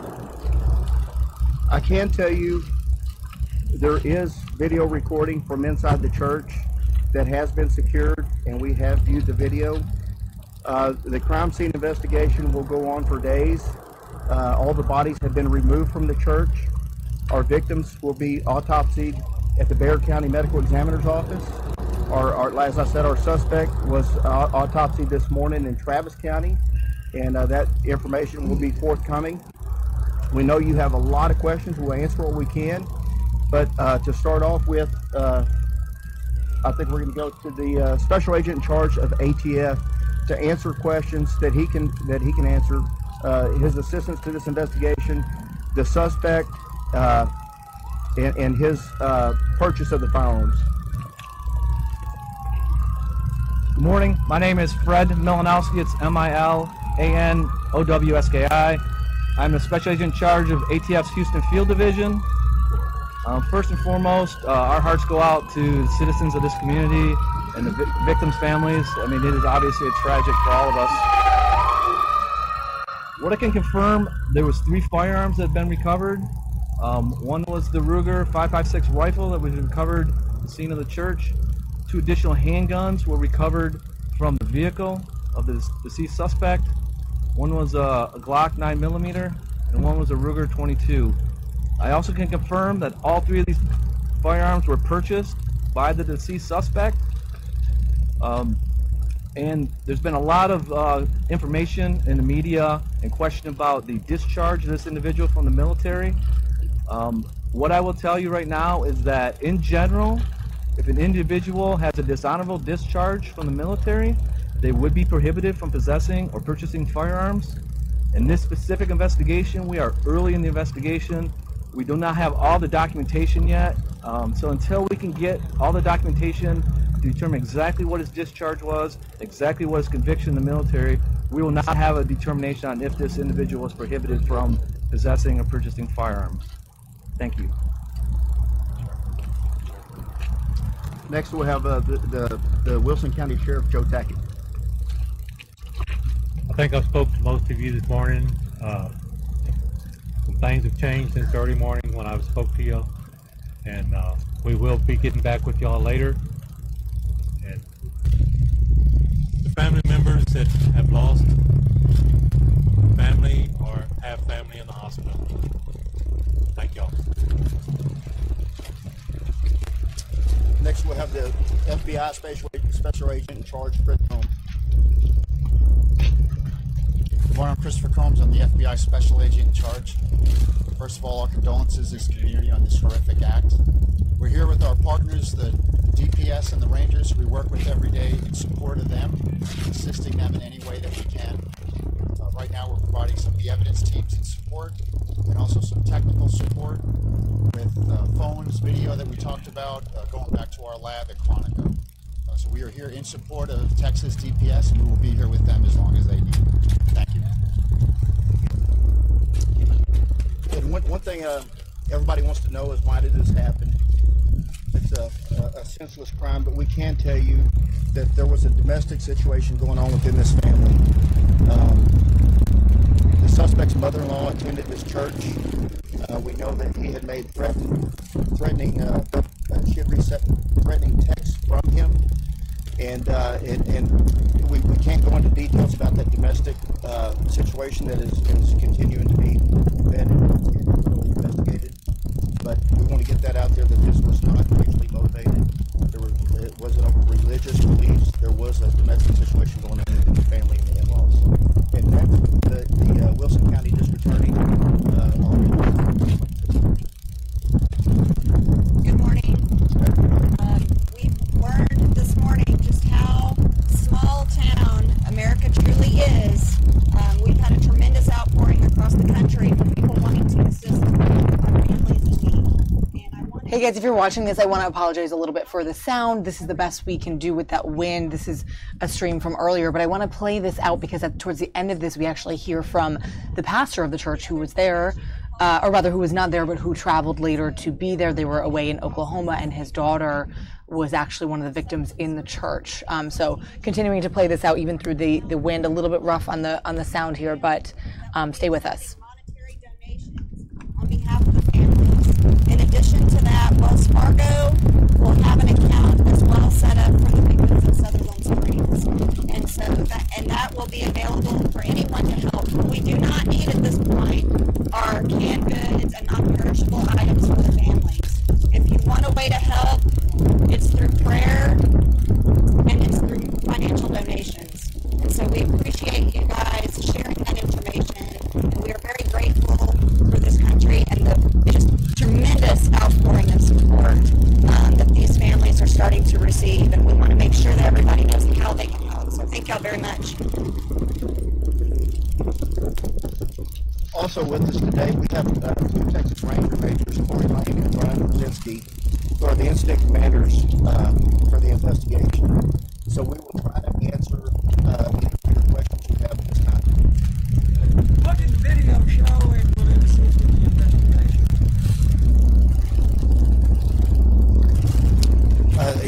Of course, the video will assist in the investigation, and you know, it's a horrific event, and this time we're not here to talk about the video. Director Martin, could you explain what happened after the shooting happened? Could you back up a little bit and give us a description of the parts of the gas station, walked up right behind where you just were standing? It was We know he was seen at the Valero.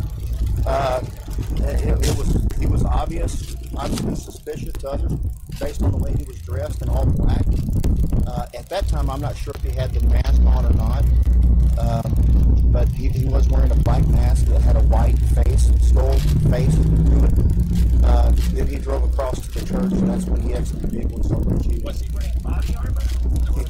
He was wearing a ballistic vest with a plate on the front. There was no plate on the back, but he was wearing a ballistic vest. The ongoing domestic situation we're talking about, obviously,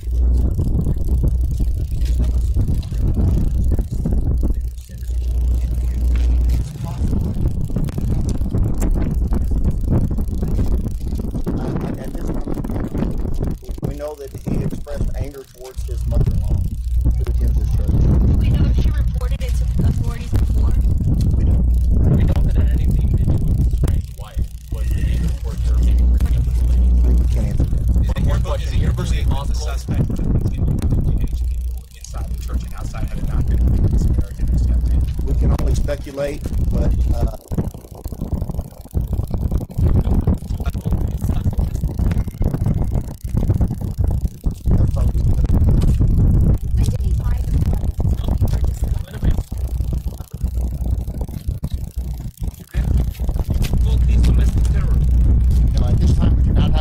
investigation open.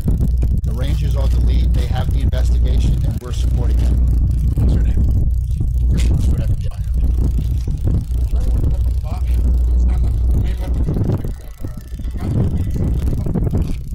So what we know is that he bought 4 weapons in total.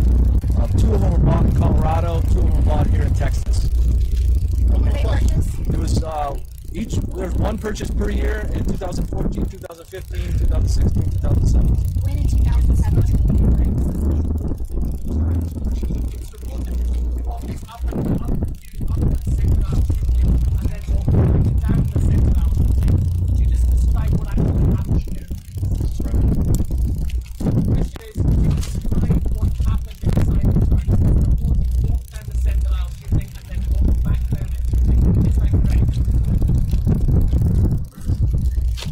Without getting into too much detail about the subject, it was there was some length of time the subject spent inside that church in the shooting event. He moved around freely inside the church, but I'm not going to get into his exact dynamics within the church.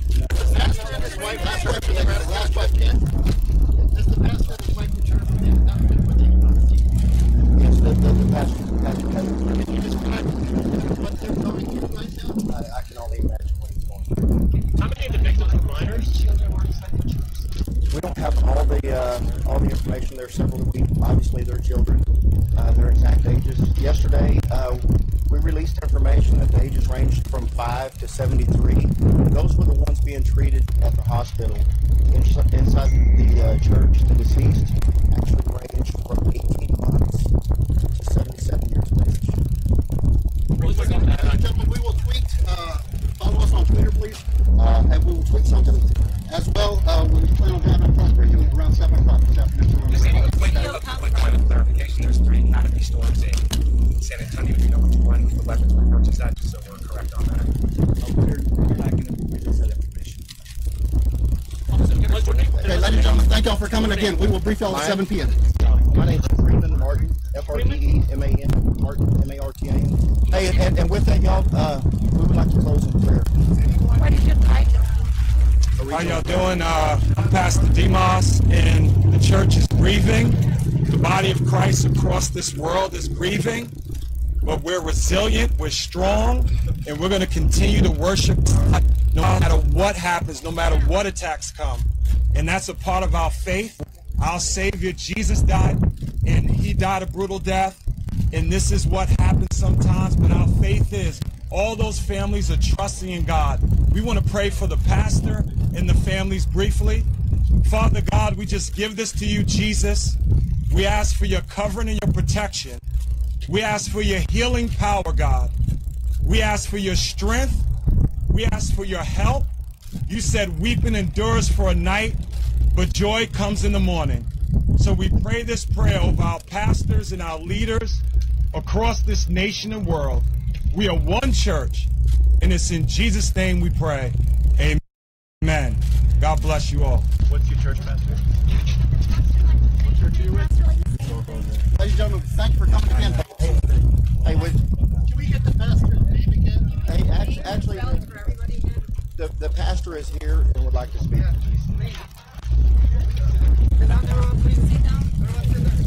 All right. put together something this morning on the on our Facebook page that I thought eloquently grabbed exactly what we were thinking. We've had a long night with our children and grandbabies we have left. And she's going to share this with you. Frank and I want to say thank you to all the outpouring of love for our family, from family, friends, and complete strangers. I especially wanted to say thank you to American Airlines, who took great care of me all the way from Florida, and my angel flight buddy, Chris, wherever you are. News media have been bombarding us with requests to share and comment and appear to celebrate Annabelle's life. However, as much tragedy as that entails for our family, we don't want to overshadow the other lives lost yesterday. We lost more than Belle yesterday. And one thing that gives me a sliver of encouragement is the fact that Belle was surrounded yesterday by her church family that she loved fiercely, and vice versa. Our church was not comprised of members or parishioners. We were a very close family. We ate together, we laughed together, we cried together, and we worshiped together.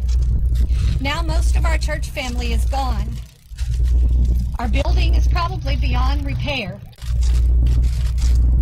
And the few of us that are left behind lost tragically yesterday.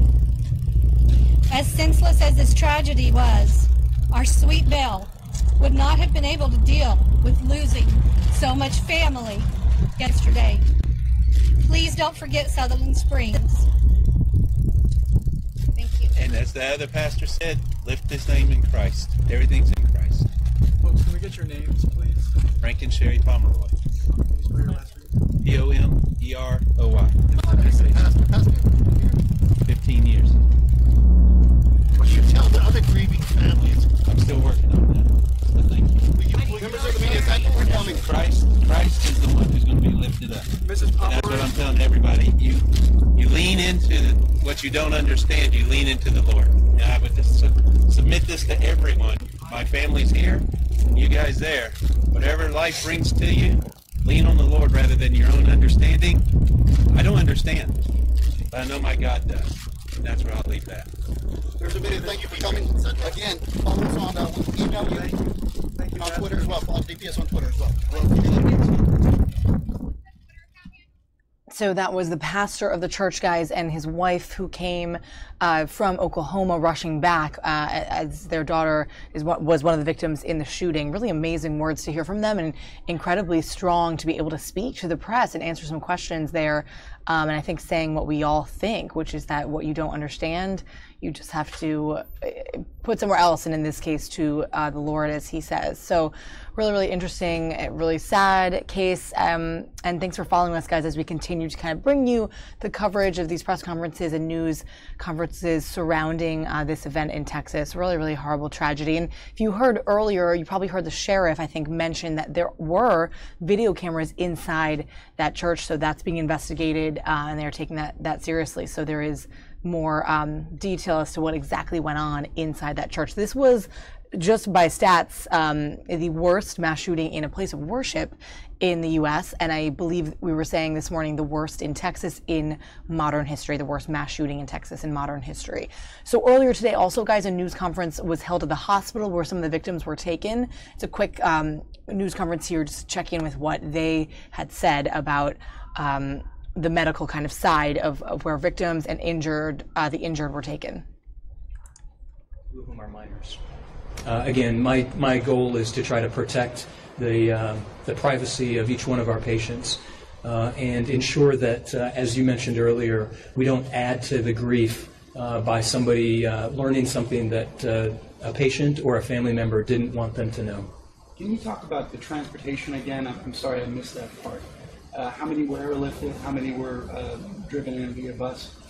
For here at BAMC, one was brought in by air ambulance, helicopter that landed on site.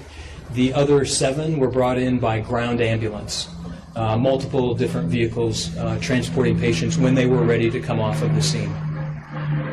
Did the decision come here?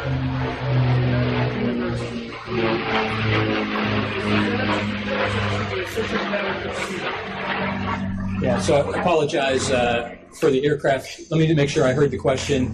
I think the question was the decision to choose what level 1 trauma center, is that made at the scene or is it somewhere else? It's not made at either of the level 1 trauma centers, university or here.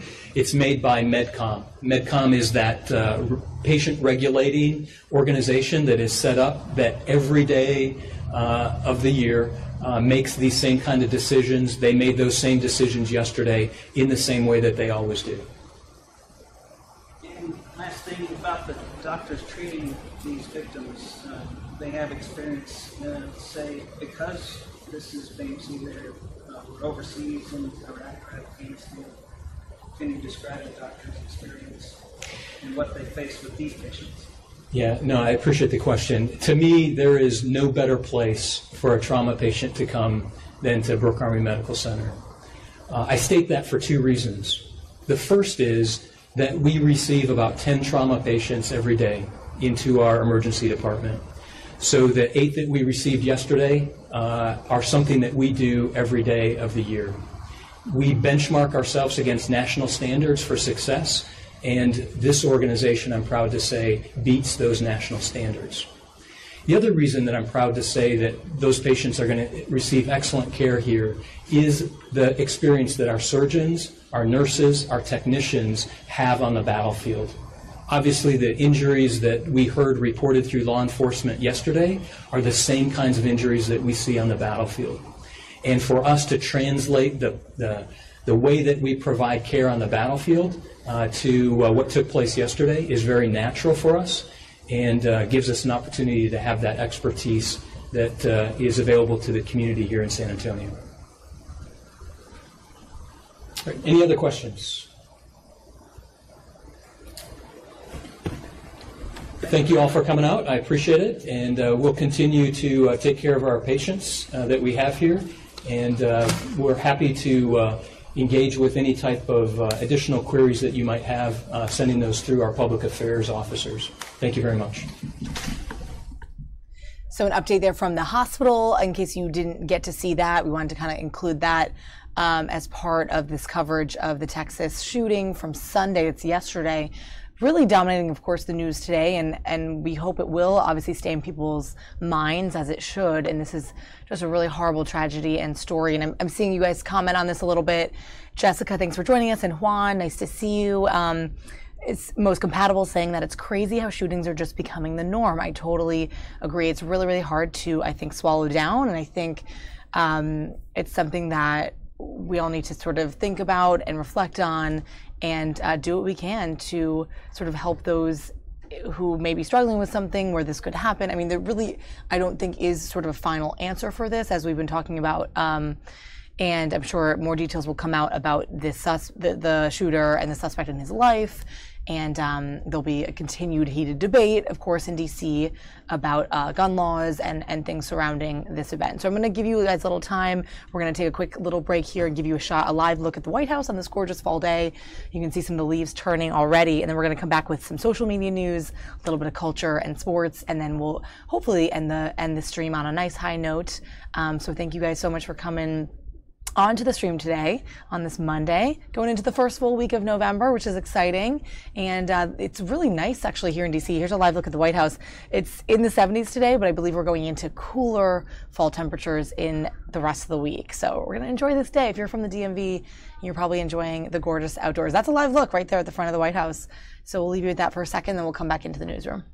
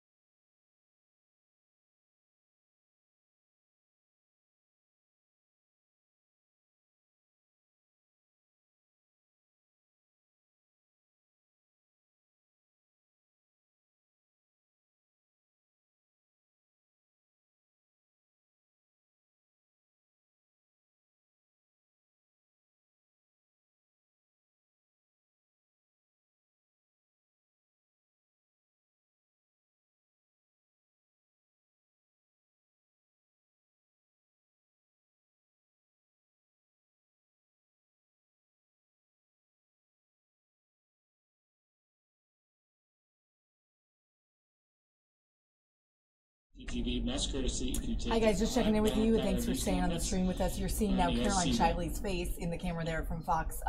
She has been doing live shots to Fox News throughout the day, so that's what our feed is there. It's a live look down in where we were. I had that Chiron up, Sutherland Springs, Texas, the small town outside of San Antonio where the shooting occurred. So we'll check into some of her live shots just to see some updated information, but we're just now hearing that there should possibly be another press conference coming up now around 2 Eastern time or in the 2 o'clock hour. So more updates from the Texas investigation. So I want to make sure we bring that to you live, and then we'll go from there. Apologize that we weren't able to come back in and talk more social media and pop culture and sports, but we'll do that another day because we do have tomorrow the Virginia governor's race. So don't forget to check back in with us tomorrow for continued coverage of that. We'll see what we can get in the middle of the day, and then of course polls are open until they close tomorrow evening, and there'll be tons of coverage and recaps, and we'll have a couple of reporters down at each of the candidates' headquarters. I believe one in Richmond, and I think one in Northern Virginia, closer to us here in DC. But that will be the big kind of talker tomorrow. But today, of course, this is the big one, and we're going to stay on this, continue to bring you more updates throughout this week. Like I said, I'm going to keep the stream up for now and kind of check in with Caroline here for what she provides from her live shots, and then we'll go to whatever live press conference comes up as well. And thanks, guys, as always, for continuing to chat on our live chat. A lot of you guys talking about the gun laws and how, you know, the shooter got his hands on guns in this case and what his motive might be. We're hearing mostly from officials that the motive, still no word on that, nothing confirmed. They're looking into him and his past, and of course his eligibility for obtaining these type of weapons, and it's all under investigation. So that's probably what we'll hear a little more of when we get this press conference in. But all right, let's check in with Caroline. We'll double shot it when we have that press conference up to give you the latest on Texas. Thanks again for joining us here, guys. I have a male and a female talking to me. So just live tag out, and who do I toss back to? Troy and Celeste. Copy.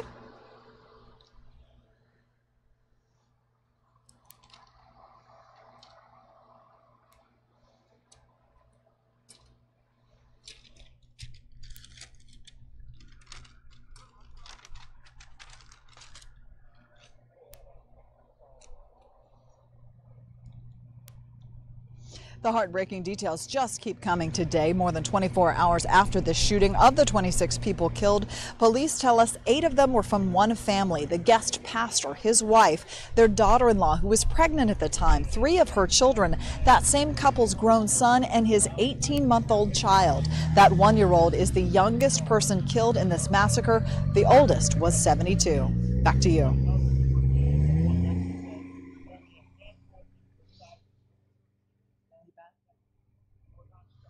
Yay! Have a good rest.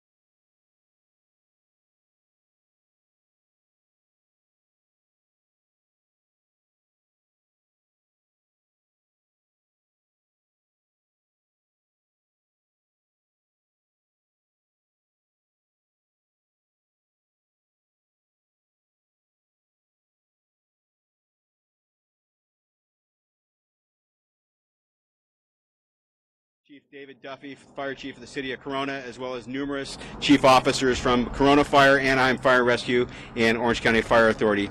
At the conclusion, Chief Brugman and I will answer any questions, but we will be the only speakers at today's event. Chief Brugman?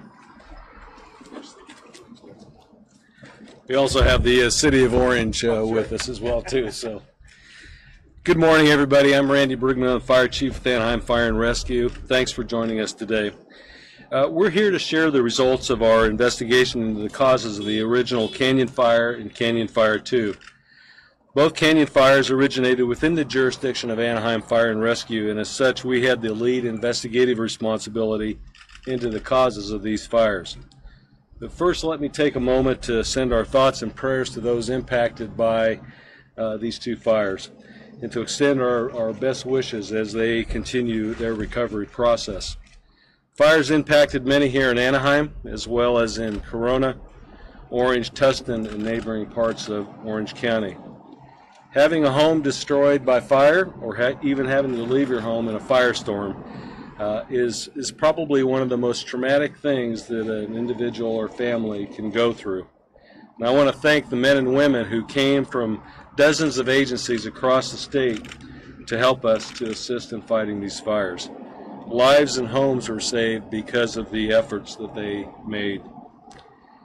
We only need to look at Northern California to see how devastating fire can be to people, to homes, to communities, and to the local economy. And we also know in this business there is no perfect response to any fire situation. There are questions being asked about the response to Canyon Fire 2, and we look to learn from those answers. Let me now share with you the results of our investigation into the Canyon 1 fire. Canyon 1 was reported after 1 p.m. on Monday, September 25th, in the area of the 91 freeway in Coal Canyon. The fire spread to more than 2,600 acres and damaged 5 structures, including 4 homes in the city of Corona. CAL FIRE's Team 6 Type 1 Incident Management Team oversaw the Canyon fire response from September 26th to September 30th, at which time the fire was deemed 100% contained. Management then moved to Orange County operational area with a Type 3 Incident Management Team through October 3rd, and at that time the oversight was moved back to the individual agencies. The origin of the Canyon 1 fire was a shrub that ignited just south of the 91 freeway east of the old Coal Canyon exit. This cause was accidental. It was a result of a road flare from Caltrans sweeper train, a vehicle that helps clear our freeways of debris that can pose a hazard to drivers. Based on witness statements and evidence, it is likely that another vehicle struck the flare, causing it to spin off the freeway into the shrub. Caltrans has worked very closely with us on our investigation, and we are referring you to them for a statement they intend to provide. The origin and cause of Canyon 2 fire was determined to be a smoldering clump of oak about 20 feet within the Canyon 1 burn area near the Coal Canyon truck trail. When a strong Santa Ana wind started on the Monday, October 9th, embers were carried approximately 60 to 80 feet into an unburned area east of the Coal Canyon truck trail. That ignited vegetation and started the Canyon Fire 2. Canyon Fire 2 went on to burn 9,712 acres with 80 structures either destroyed or damaged in Anaheim, Orange, and other areas of Orange County. Before today, there had been speculation about the cause of Canyon 2 fire. The night before, there was an Anaheim police helicopter report of a spot fire near Sierra Peak in the Cleveland National Forest. I can tell you definitively that was not the cause of Canyon 2 fire. All reporting protocol and attention was paid to this report. The spot fire was reported to Orange County Fire Authority, which in turn reported it to Corona Fire Department and the U.S. Forest Service, which oversees the Cleveland National Forest. The fire was in a remote, inaccessible area and posed no threat to neighborhoods or other structures. Forestry deemed no additional action or assistance was needed. As Orange County Fire Authority said in its October 25th press conference, an ember from Sierra Peak would have had to travel several miles against the wind to reach the origin of the Canyon 2 fire.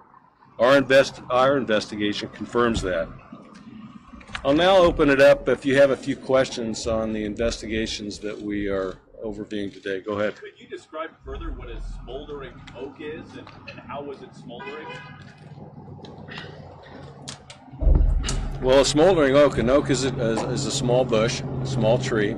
And what we found during our investigation was that there had been embers that probably had embedded at the base of the tree and actually probably went somewhat underground, which is not uncommon.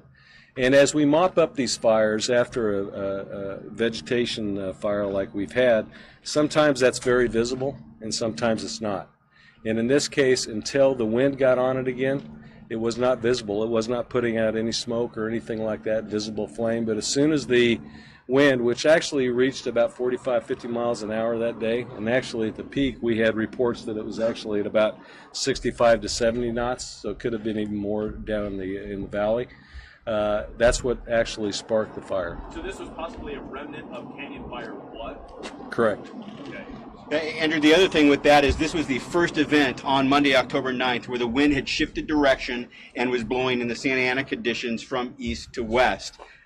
So we had been out there on patrols throughout the previous weeks. We'd had crews out there. We'd put out spot fires. We'd responded on numerous reports of smoke in the area. But this is the actual very first time that the wind had shifted direction. So it's the first time that those embers were wind tested with the wind in that direction. And Darren, this was in the black, correct? So Correct. How far did that ember have to travel to get to where we eventually saw it jump at 241? Well, our investigation has showed that it was about 20 feet within the black, and when we refer to black, we mean the area that is already burned. So the area within Canyon Fire 1, it was about 20 feet within that area west of the dozer line, east of the dozer line, and then the embers carried about 60 to 80 feet over the dozer line and over Coal Canyon Truck Trail into the unburned vegetation, which then ignited Canyon Fire 2. And again, what time are we talking about? Because there's been so much controversy about who saw what, whether it be a visual check, a helicopter check.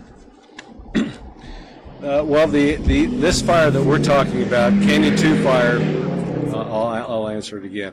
Yeah, there has been a controversy. There was a report at 8:32 that went to CHP, and there's an investigation that Orange County is looking into how they responded to that, so I'm not going to answer to that. But I can tell you what happened. All right, guys, so we'll finish out with this live coverage of the official updates on the wildfires in Anaheim. I thought we were going to be getting another press conference from a town in Texas that is right near Sutherland Springs where the shooting occurred.